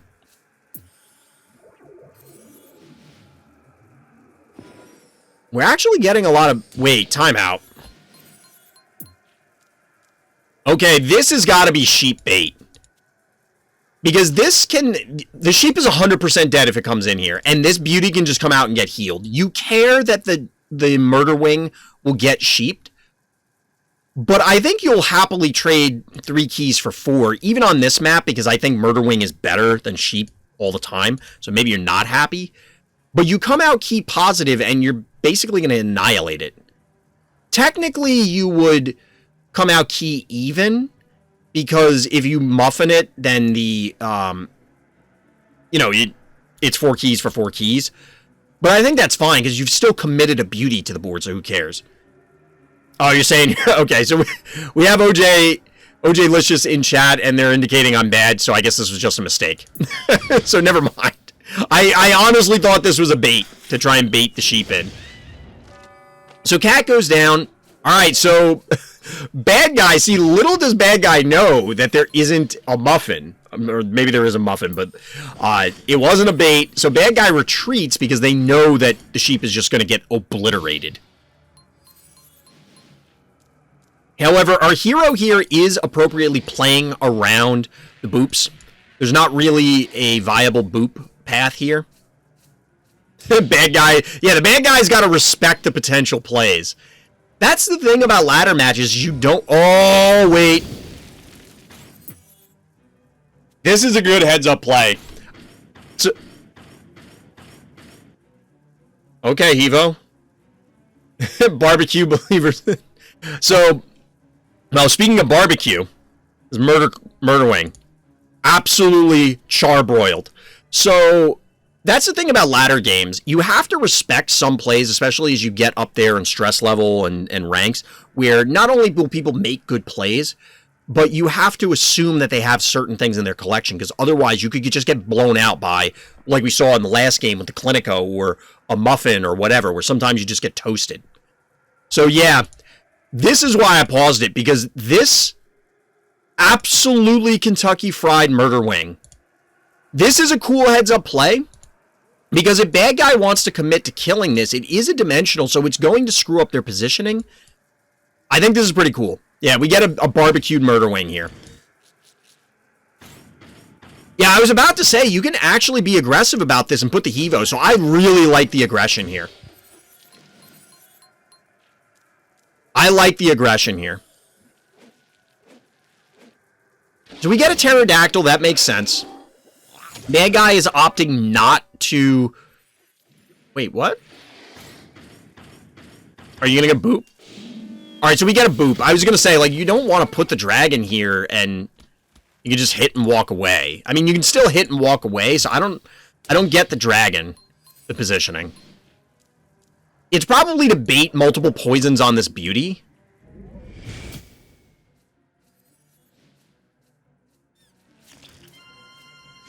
So this I agree less with, because this sheep is just hanging around to connect with the beauty at this point. That's the only thing that's relevant.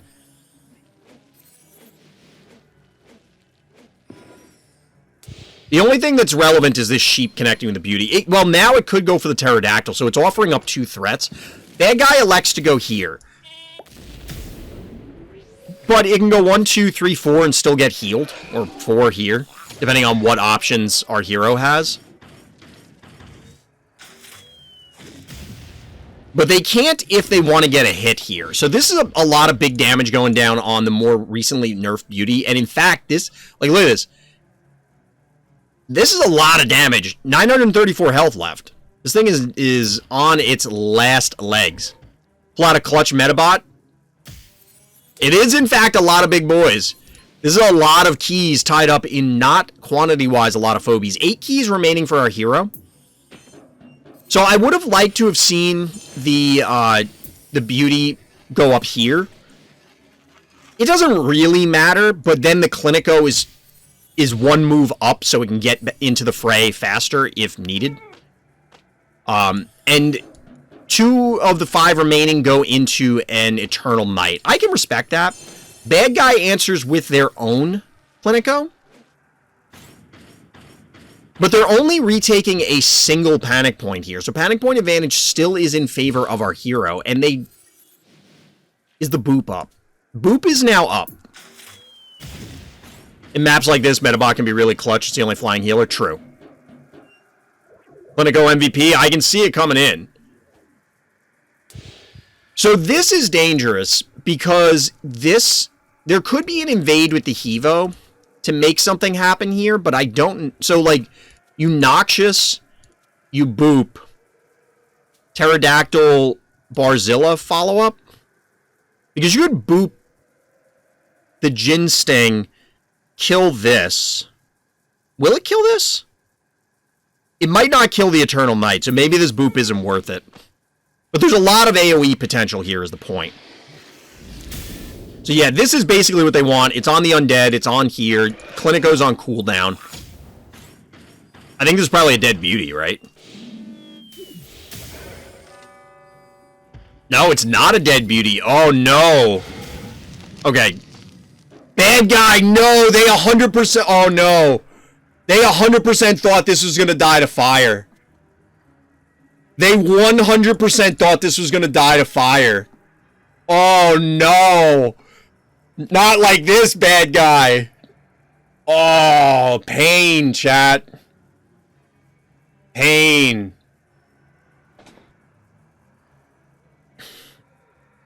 %. Because look at what the counterplay is going to be. This turn is going to be brutal.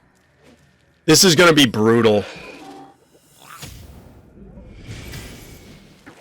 Time out. Have we seen a beauty laser yet? I think we saw 1. We get the muffin. Oh my god. Chat. Ah. You messed up my haircut. This is like in the movie when the bad guy walks up and hits the hero, and then the hero's head is just like... And they give him the slow stare back. And they're just staring him down. And then the bad guy is like, I done fucked up. You're in the wrong house. Alright, so this turn could have been maybe a lot... I'm going to say a lot worse, but I don't know. We will see a dead Pterodactyl. Because the Clinico can get in. Is Hevo 2.0 have the 50% damage? Yes. It does... The damage does degrade on the AoE.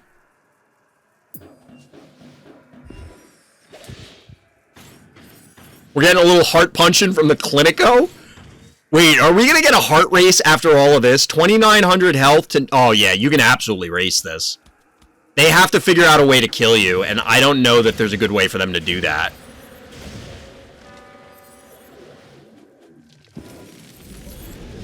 Blom! That's actually a great Blom, chat. It even, like, specifically because it hits the heart. Specifically because it hits the heart. You don't care about the... I mean, this other stuff matters, but, like, yeah, 900 damage. Well, 831. Blom! Sure, you can kill the cassowary. Have fun. I guess the cassowary could have been positioned, like, up here, because then it could have walked in and leapt in, hypothetically. But we have a Clinico dealing over 600 damage. This is game. This is game. I mean, we know it's game because over there it says the turn count, but well played. Well played. Clinico, in fact, does solo game. True. Clinico broken. Smoking gun, please nerf. There are, like, that was a game that is a good example of you can't always clip Phobies. There are turns where it's like, oh my god, that's a bonkers turn, or that's a really cool play or something. But there are times where it's setups over the course of multiple turns, and you can't necessarily be like, oh, well, I just hit the clip and it's the last 1 minute. I'm going to have to probably comb through that game and splice a bunch of stuff together.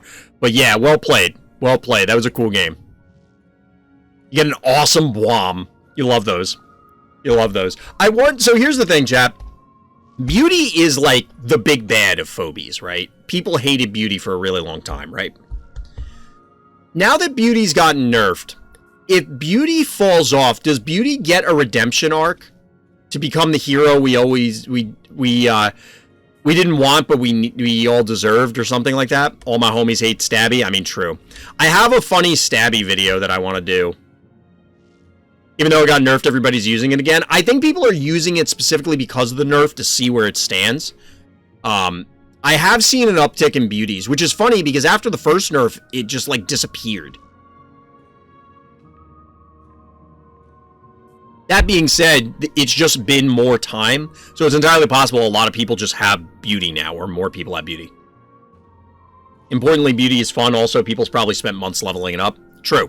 Exactly. I'm still using her even though mine's level 6. Fair. Why does the review have like 20 Sivadas games? Because Sivadas went nuts. Went nuckin' futz and just submitted like a bazillion games. So we'll do a Sivadas game, then Kratos, then Menace, and then we'll see how much time we have left. We might be saving a bunch of the Sivadas games, so. Because I thought we were going to get through all of them, but a few people submitted games while we were reviewing games. And like I said, I try to not do repeats when I can help it, but since we have time, we'll do these. So we got Sivadas against... Alright, our hero is in the orange trunk, Sivadas. Like I've mentioned before, I typically don't do multiple games from a single person in a week, but we have a little bit of time, so we're doing that with both Sivadas and a few other people tonight. And I also typically always refer to the opposing player as bad guy, but in this case, bad guy's name is Clown Shoes. Shout out to Clown Shoes. I love your name. It's hilarious to me. It's actually really funny, and I really like it. So shout out to Clown Shoes. Bad guy, you're finding a spot in my heart here. So, Clown Shoes is going to put on them clown shoes. We'll see. It's going to be Christmas when you finish Sivadas games. Yeah, Sivadas submitted like a billion games. So, we get some unique openers here, like the Droney going up here. I know Sivadas has a snowball, or at least I'm like 99% sure. So, timeout, chat. I don't know why, but this map, although it's very orange, feels way less orange than Phobopolis. I'm trying to think of that other map that has lava tiles. That's another big map. That it's something related to like traffic. Is it Rush Hour? I want to say that might be the wrong map, but like there's a couple maps that are super orange, and I don't know why this one feels less orange, even though it's clearly very orange. I don't know. Anyway, we're getting Ray Chargels early on. I don't really understand that, but we'll see. It is Rush Hour. Okay. We also got a Gravedigger breaking this block, which is a little odd, but sure. Also, we've been seeing a lot of Gravediggers. This Gravedigger is now going to body block for a jar on the stim.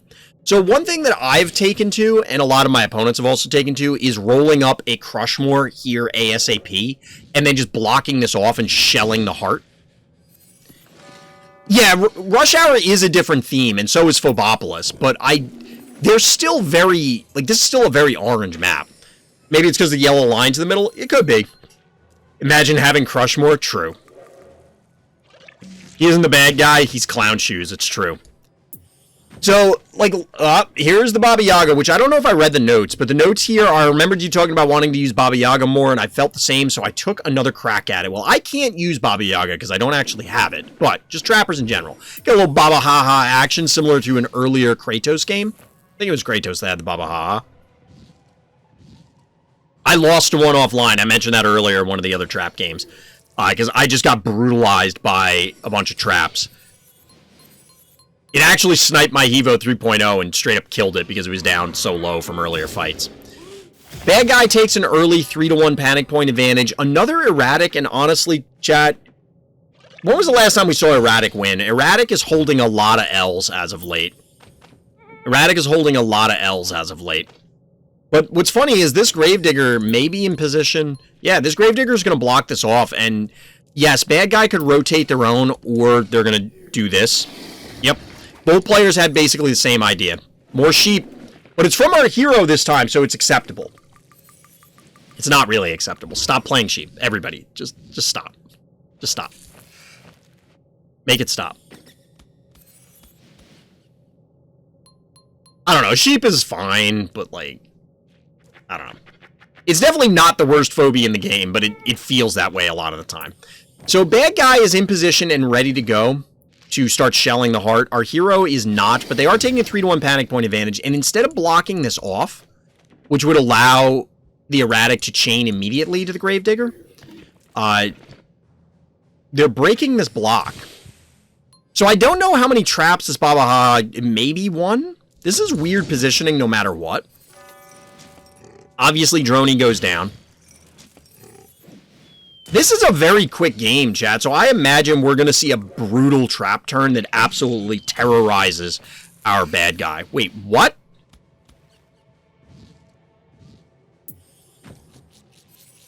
I get it, because you're going to get hit by a lot by the jar. Yeah, you basically can't advance in if you're bad guy, because the jar will tear apart the erratic and, like, everything else will do. Oh, no. The sheep, chat. The bad guy. Bad guy did not respect the sheep. Because that Crushmore was threatening coming up. But it also was in position to break this block. Boom, baby. Get farted on is right. Get farted on.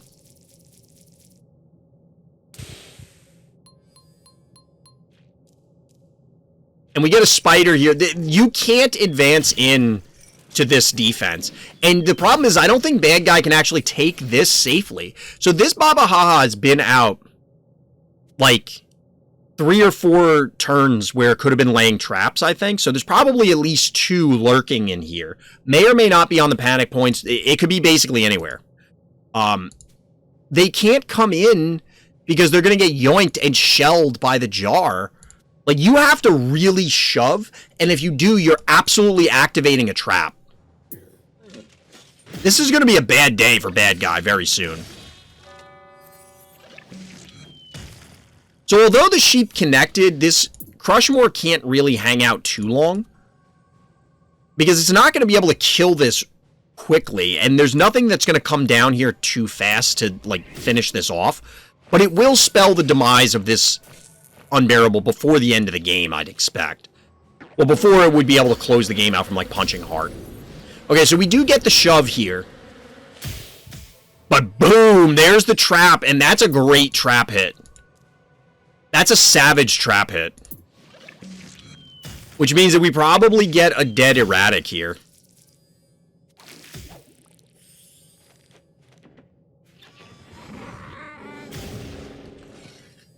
Maybe not.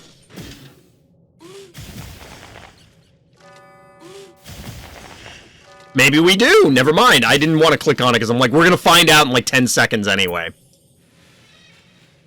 Get the nice body block here. Well, maybe not. This... Oh my god, another trap. Holy crap, Sivadas, these traps. These traps. Chat, there have been a lot of highlights tonight. I'm going to have a lot of editing to pull from this. That's a lot of traps. You get the corn traps. You get the Baba Haha traps. We get the desperation high five. This is absolutely bad guy going like, well, we're going for it. I'm putting it all on red. Or blue in this case. This is actually a cool play. Get the body block, the statue block.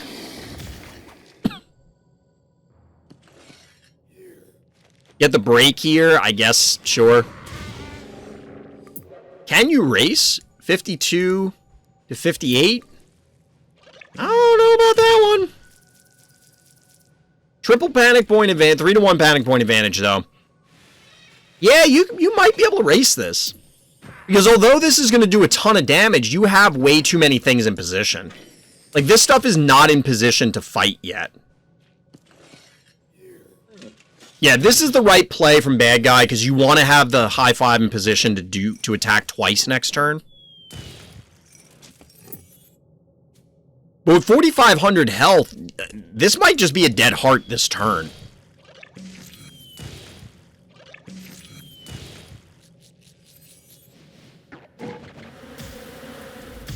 I don't know why bad guy popped out this bow mangles, though. Like, you needed something else that could kind of fight up here, but there was no... I guess it doesn't matter, because there was no way you were killing anything. All of this is way too healthy. So down goes the unbearable also. That's brutal. But, like I said, I don't think this matters. Because of the 3-to-1 panic point advantage, you have, like, 85 phobies just absolutely squatting on your heart. This is when you need, like, a triple bypass, chat. You just ate way too many quad stackers in your younger life. Every one of them arteries is clogged, and you're about to have a heart attack. Getting squashed. GG. Well played, Sivadas. Down goes Clown Shoes. He's Clown Shoes, you mean. True. Down goes Clown Shoes. GG. That was pretty cool. That was pretty cool. Definitely took advantage of those traps there. Definitely showcasing. We've had a few games tonight that have showcased the power level of what you can do with traps. And that was definitely one of them. Of all the games we've seen, that was in fact a game. Only 1,945 Sivadas replays left? True. True. Better not be foreshadowing the series finale. Clown Shoes was clowning around. I think you're going to like the game I just submitted. It's the Ultimate Trapper Standoff. Did you just put one in? I see you just put one in. All right, we'll switch to because we didn't do a dogewhal game. All right, hero is dogewhal here, zoning into the orange trunks. I almost said pink trunks because of the muffin avatar. Praise the muffin.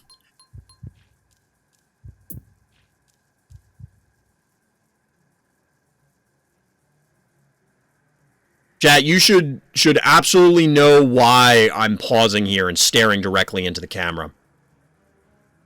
Moments before disaster is what I would call banking on turn one, even on a big map. So the notes here are feeling kind of poisonous, might Ivy later. Let's see. Let's see. Bank turn one is a bold move, Cotton. Let's see how it works out for him. I may have to try and splice this as a clip onto whatever turn is inevitably disastrous for bad guy, because I can...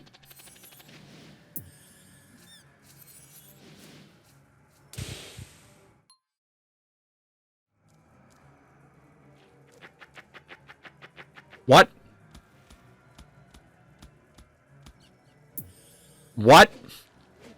I'm realizing that my overlay is screwed up, but like... What?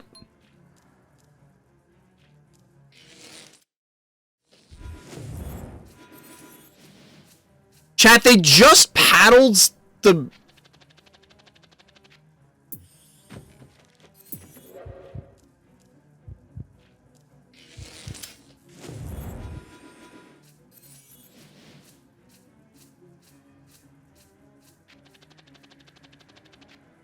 This person is just trolling, right? They have to just be trolling. Like, 1, 2, 3... Like, I don't...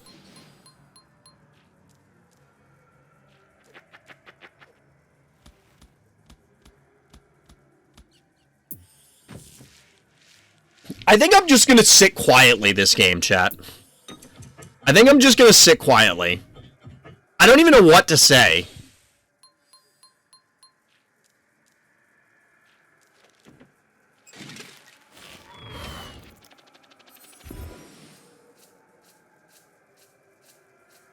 I mean, if you have paddles and you just unlocked it and you really want to use it, I get it. But, like, the positioning just... None of this makes any sense at all. Let the standoff begin.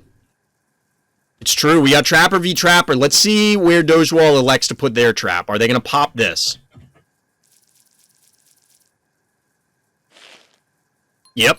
Is there a request to use Paddle's ability that might be doing that? Maybe? Yeah, the fetch, like... So, Paddles and fetch, I can kind of understand. Like, that doesn't seem insane on this map. Because you could just give fetch the zoomies and then just crush something. Which, by the way, instead of walk the dog, we're calling it the zoomies from now on, chat. I actually feel like that's more appropriate. This is a match where I use Pterodactyl and Chuck. I mean, I can absolutely see both of them coming. I mean, Pterodactyl's on the board, but... So, honestly, why didn't this go up here already? I mean, it was avoiding the cassowary before, but it probably could have gone back. I don't know. We got the zoomies. Barzilla. But Fetch is a dog? Yes. Are you asking is Fetch a dog? Because Fetch is definitely a good boy. Fetch is absolutely supposed to be a good boy. So here's the thing. Hypothetically, like, the Paddles is back up, so something weird could happen here. But because of the positioning, it really can't. Because you'd want Paddles, like, on the stem or near it so that way you could juice, say, the Barzilla. I think we're going to just keep seeing the trap getting canceled. I have a feeling. Which is actually kind of funny.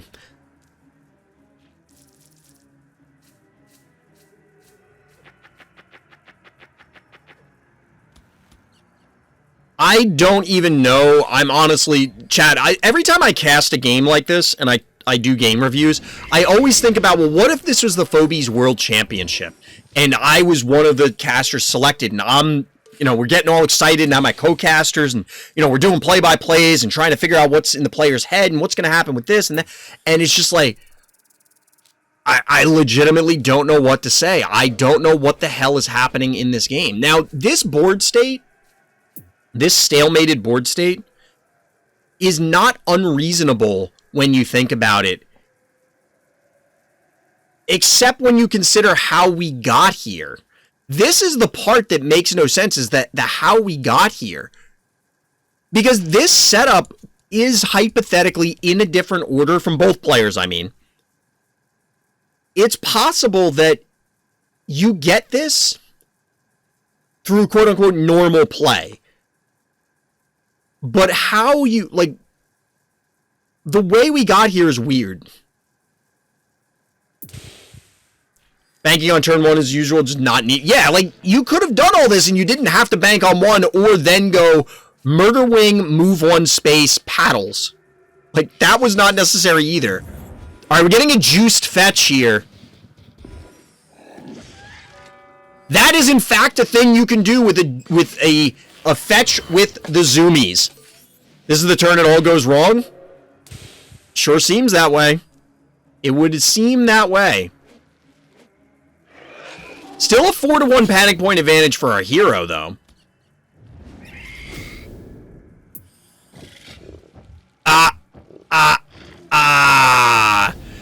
Chuck just ruining people's dreams. Alright, so the Piscetti could have gone here to be safer. Does it matter? I don't know. Zoomies makes me angry. It's an ability on the most hated character. Is it really? I didn't know it was an ability in LoL. I mean, LoL makes me angry in general. But I've mentioned it before, I'm not a big MOBA fan, so, you know, it is what it is.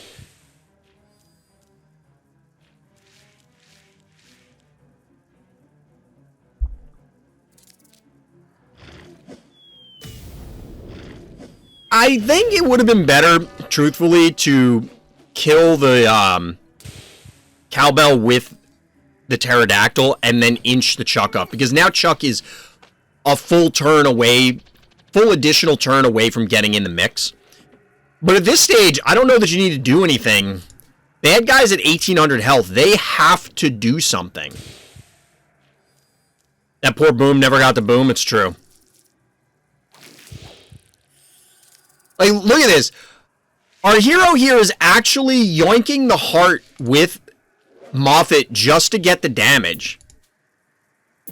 Because it doesn't matter. Chat, what was bad guy doing this entire game?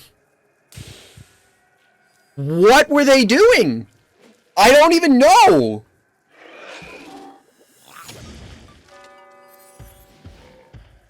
Like, you're down 4 panic points to 1. You have, like, no health. Do something.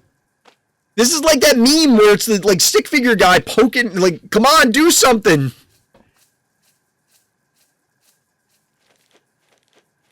I mean, at this point, the writing's on the wall, but, like, ball game. Of all the games we've watched, that was one of them. Like, I don't even know what to say.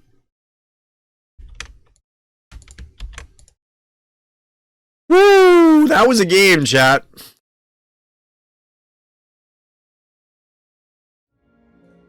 Think, Mark, you have 1 panic point and no HP.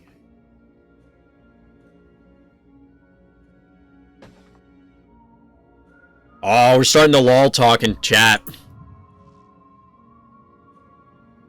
Grandfather Luffy's gonna learn you something, Kratos.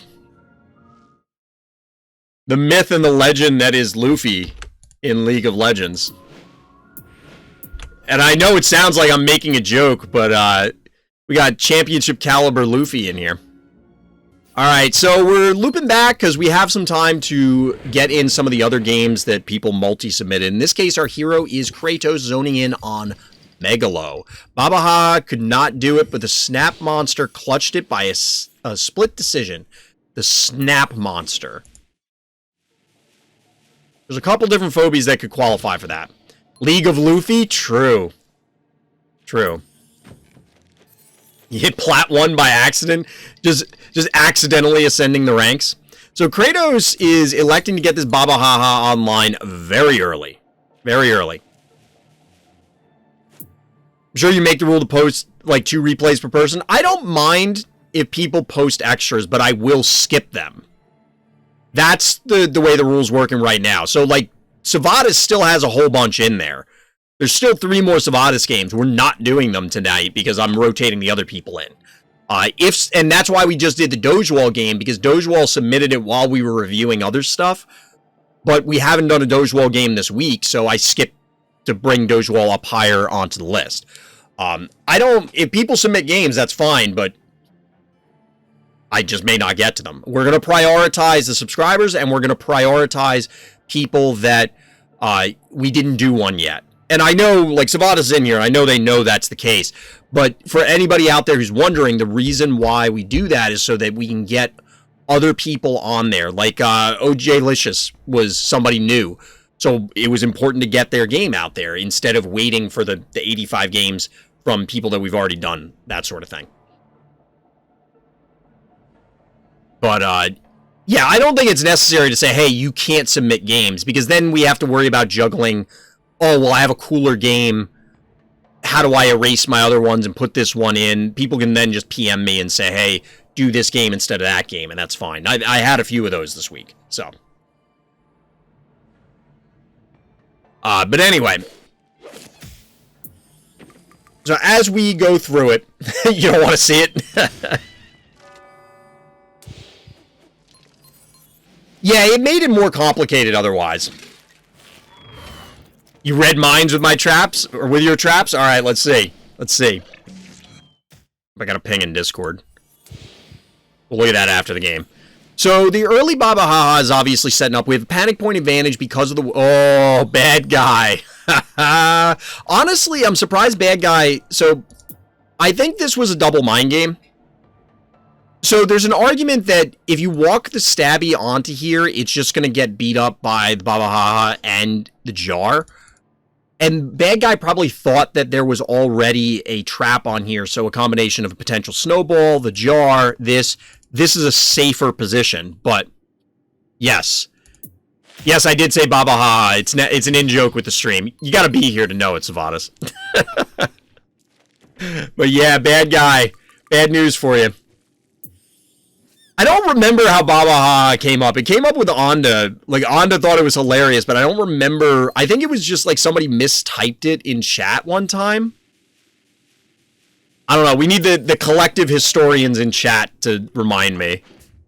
Ooh, we get a little Graylian action. No, this is Bluelian. It looked gray for a second because it's dimmed. It still looked gray, but it is in fact Bluelian. I was about to say, how the hell did they get 7 keys, but... Control F, Baba haha, good luck. Because this is from back in, like, April. I think Baba haha is my favorite trapper design. Close second is Jeeves. I think Jeeves is probably my favorite. Just because I think the Walrus is hilarious. Typo in Discord? Okay, so it was from Discord. I knew it was or I had a feeling it was a typo. Rocket Man's my favorite trap? Fair. Steve... So, in the meantime, while we're memeing it out here, we're getting some turret follow-up from Kratos, definitely makes sense, but Kratos is in a fairly dominating position. I don't really like this. This seems pointless. Because your jar is just gonna die. Like, there was no need to let the jar die, because this damage is meaningless. You did 266, they're healing 242. Okay, instead they're going for it with the cassowary.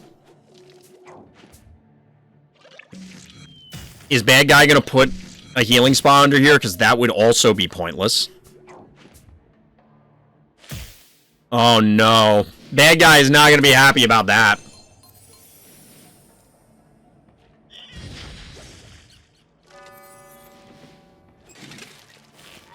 Third trap going down. And this is...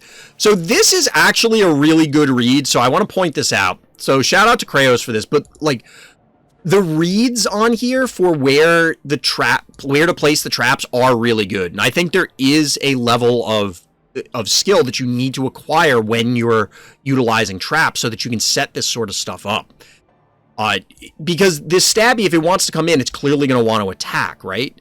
So you bait them into walking into this trap. And similarly down here and the one that was over here, you can definitely set it up. The boom I don't really agree with because, like, I don't know why the boom came out here, but... The Quagmire follow-up I like, but I really do like the Snot Monster in general. We get a Blasto as the answer from bad guy to try and make something happen. I don't think this is where you want the healing spa. You want it here. The reason being is you want to walk the Blasto up. So if you are worried about Kratos invading and taking your healing spa, then just don't put it down that turn. Venus is your least favorite trapper. I think I can get behind that. I think Poison Ivy is going to be one of my favorites, but I don't know. You're not going to expect the ending? You'll never guess this one weird trick that ended the game. Should I have that as the intro, chat? Or have me just going thump, thump, thump, thump, thump, thump, thump, thump, thump, thump, thump, thump, thump. Streamers hate this one weird trick. Oh my god. I think I can see how this game is going to end. This is, again, we've seen multiple games tonight where you just give trappers breathing room and bad things happen. You are in for a really... You're not going to get the happily ever after. I'm telling you right now. You give a trapper enough time, you're not going to have a happily ever after.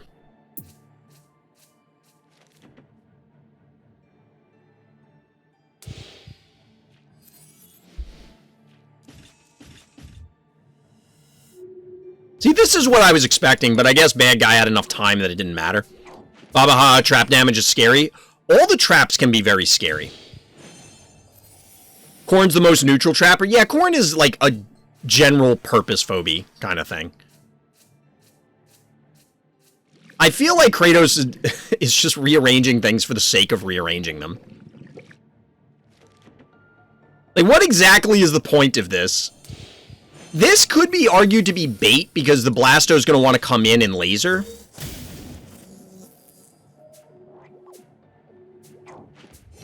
But bad guy's actually under a lot of pressure here. 1850 on the heart. Oh, here it is. Oh, is this happening?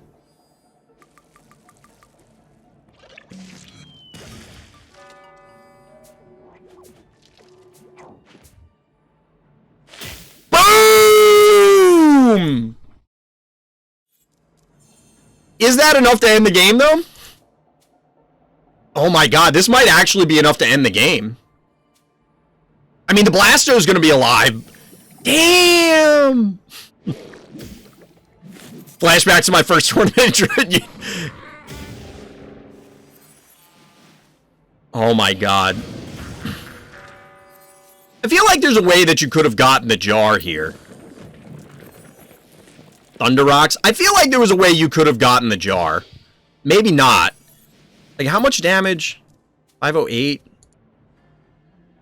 Yeah, because this is melee. You needed the Murder Wing to be able to get to where the Baba Haha is. Wait, hold on. Did you not attack with this? So you move the Quagmire to the center, whack this, then hit it with Baba Haha, or with the Bowmangles, rather. Then you Murder Wing the jar, and then you Baba Haha this, and then you kill both of these? No, you don't kill this. And then you're clustered. I guess... I think you could have taken out the jar, though. I think the heart HP is what it's... I mean, yeah, the heart HP, it's at 1400 health. It's kind of like... Bad guy's on a big clock here.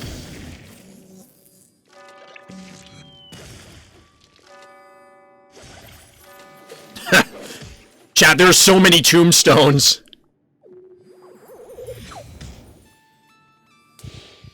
Oh my god, the Quagmire lived. The Quagmire lived. Get a little heart punch in action.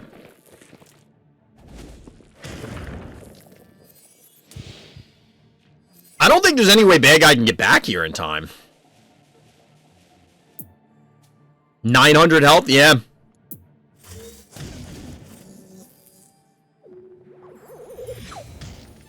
Quagmire, oh no, my heart. So anyway. Oh no, my HP, yeah. Oh no, my HP. So anyway. Although it looks like Kratos has to run for a little bit. Because we do have a couple more turns to this game. 900 health, no, you can just stand there and punch this. They literally can't get to you. Well done, Kratos. Well done.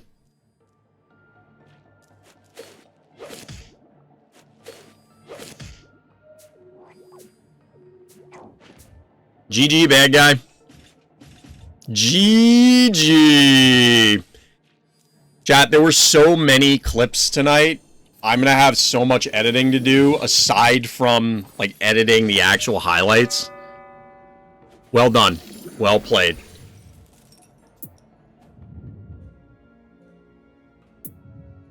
Seems pretty good. Seems pretty good. This is why you go one drops. Yeah, you need to contest the board earlier. And throughout the game. So the question came up of, would I do Phobie bans in an event? And I said, I don't like the idea for a whole bunch of reasons. We talked about them before. But one of the reasons, or one of the ways that I would do it if I was going to... Have we seen the heart lower than 6? Not with somebody living. We've definitely... I think we've seen the heart at, like, that low before. But it was always in a loss. I don't think we've seen it that low in a win. But... if I was going to allow Phobie bans for an event, I would probably do blanket bans. As in, I ban the Phobies and, like, no, nobody can use them. So it would be, say, stress levels, I think. And then one of them that I would consider is a tractor. And the question came up, why a tractor? And I think the answer is because it's fucking a tractor. A tractor causes... Like, I think a tractor is a problem... in general, and I think it also, aside from it being, like, It's incredibly powerful. I think it also causes uncomfortable and undesirable gameplay patterns where your opponent has to react in certain ways where they just lose to the attractor, right? And if that's true, I think it slows down games or just inevitably like compresses the game into a single turn where inevitably your opponent's going to catch you with the attractor and then you just lose. I think someone in the main Phobies Discord posted a game with 1 heart HP left that they won. Doesn't count until it's on my stream. No, I mean, that's pretty cool, but I'm not going to count it until I see it. Like, the game replay. But yeah, I think attractor would be one if I was going to do this. I don't think that it's necessarily required, but I think in order to equalize really disparate collections, because again, we would be doing level 1s. Really disparate collections would require getting rid of things like attractor where, yes, Octonaughty, if you have Octonaughty and Moffat and Smother Mother, you're an advantage over me on a map with Abyss tiles. It's a whole different ball game when attractor's in the mix. Like, it's a wildly different thing, and I think that that's problematic. The alternative is to just try and, you know, curate the map pool so there are no Abyss tiles, but that's A, complicated because I can't control the map pool. And B, even if I could, I think you should be able to play around Abyss tiles. Like, that's a legitimate thing to say, hey, get better. Maybe only ban attractor on big maps. I think attractor's problematic everywhere, though. I don't want to do Phobie bans. I want to do it all through map bans if we can help it, but I really need the ability from the team to curate the map pool myself. There's a variety of different things. I'd be very sad if I couldn't use attractor, but annoyed if my opponent didn't even have access to attractor, so essentially I didn't get a ban. So I don't want to do Phobie bans where the players select it, because I think that would be super punishing to people with small collections. But a blanket ban, I think, would be more fair, hypothetically. Yes, you could catch somebody with a small collection, and attractor is their one good Phobie. But that's less likely than, you know, precision surgically removing relevant things from their collection. So, I don't know. I'm trying to avoid it. I was just bringing it up as a hypothetical option. We'll have to see. I'm still waiting to hear from the devs about how we're going to proceed with Fright Night, because I have a few odd ideas. But this also could work for the League play, which is still up in the air. Alright, so our hero here is Menace. We're getting another game, probably last review of the night. This may sting a little. The notes here are just good monkey. So the question is it Gonzo or is it Primate? We'll have to see. We'll have to see. Oh, Alien Engineer is free to play, so they're just stacking up XP because they don't have anything to level up. Interesting, okay. You're betting Gonzo? I could see it. Gonzo is absolutely underplayed, by myself included. But I could see Primate, because a lot of people... we have a lot of Primate number 9 fans in chat. So we'll have to see. Okay, so we're getting a later Gravedigger here. I don't know if Menace is... really? And a Mopsy. I don't know if Menace is at a stress level in order to have access to Snowball, but we're obviously getting the Droney instead, so I imagine no. That being said, we did see a lot of Dronies show up at various points tonight for God knows what reason.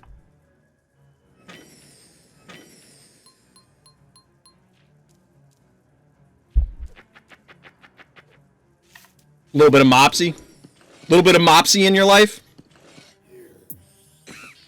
Yep, it is in fact, the winner is Gonzo Bonzo, so we're going to see a little good monkey action with a little Gonzo. A little clang clang going on.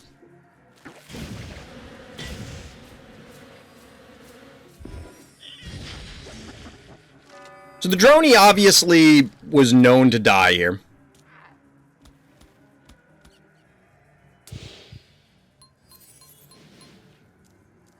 So I don't know how to interpret your sentence, Dogewhal. Gonzo has a really badass scratch. So is it a badass scratch or a badass scratch?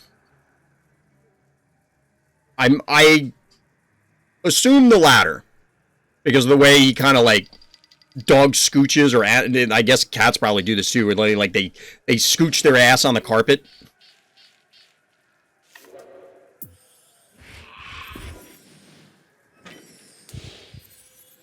What's funny is, like, I haven't seen one of these toys in a long time, but I'm pretty sure they stand on their hind legs on the toys, which clearly this is supposed to be modeled after.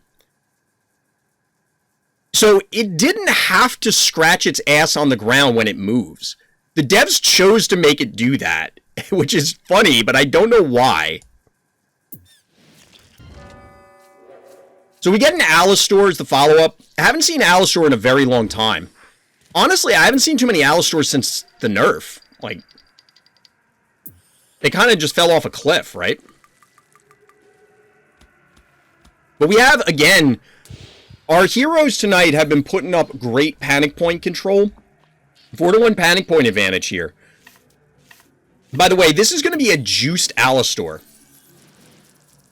You used to use Alistor every now and then? Oh, you still use Alistors every now and then. Yours is level 14, you're rarely a user. It's weird to think, right? Because Alistor was such a terror. Could they not have killed this Gonzo? This, Jar, and Meatball? Oh, Meatball's down. But you could have... I don't know. I think you got to kill this Gonzo. I mean, you don't want to leave the panic points in the situation they're in for very long. And obviously, this Mopsy is in position to cap this down here. But at the same time, I don't know.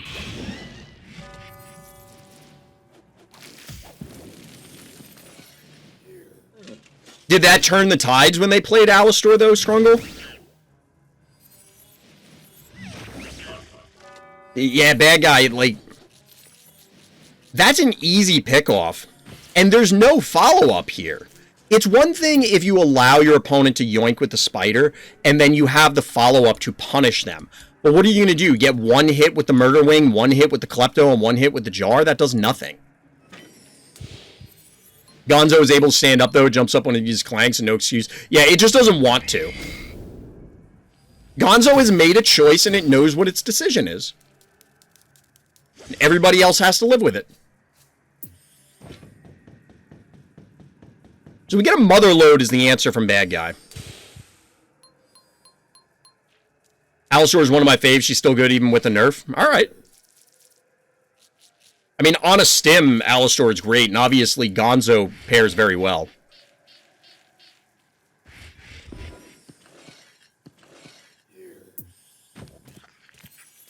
Chat, we get both. We get Gonzo and Primate. Oh, this is awesome. This is actually really cool. I hope the Gonzo juices the Primate. That would actually be super sweet. How often does that play happen? I'll give you a hint. It's pretty much never.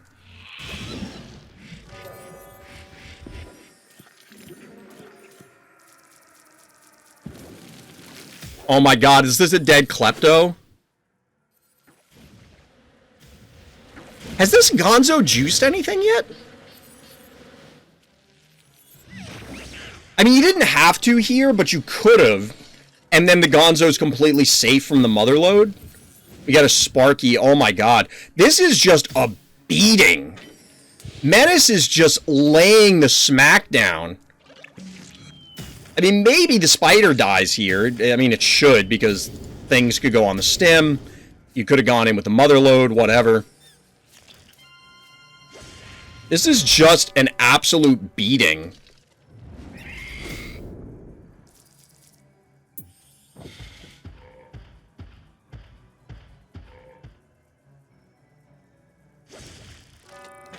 Yeah, you lose the Primate, which is a sad moment.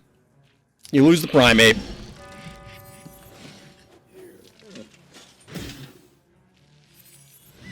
Get a little laser eye action.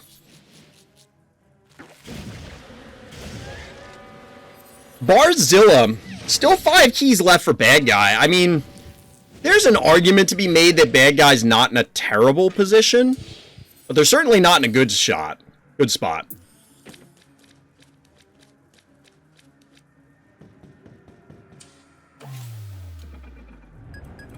I get a little AoE laid down. The thing is, you're not killing that Sparky, are you? We're gonna find out in a moment. No. That should be the end of this. As usual, people who just use the big boys lose. Yeah, you have to use them judiciously. You can't just go all in. Wait, why? 1,300 damage, chat!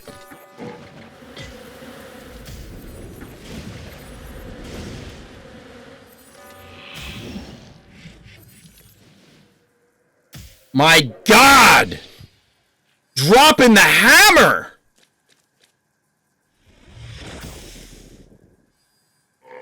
Sparky will ultimately pay for its sins, but I don't know that it matters.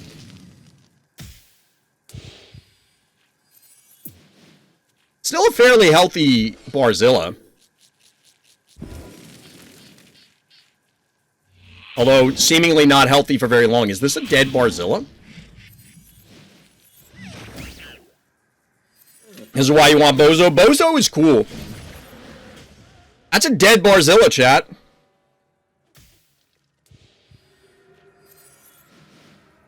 Seems good.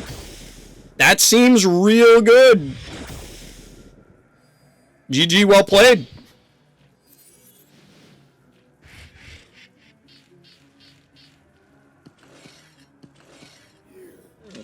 Why are there still more turns? Can't you just kill this?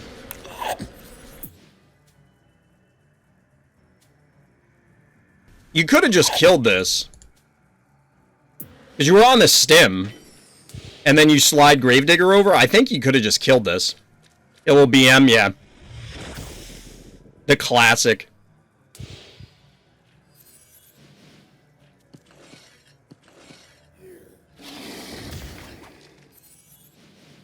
Completely unnecessary, but still funny. Going for big numbers. You don't really get to see the bit. Oh, I thought that was going to kill it. GG. Well played. Like I said, that was just kind of a beating.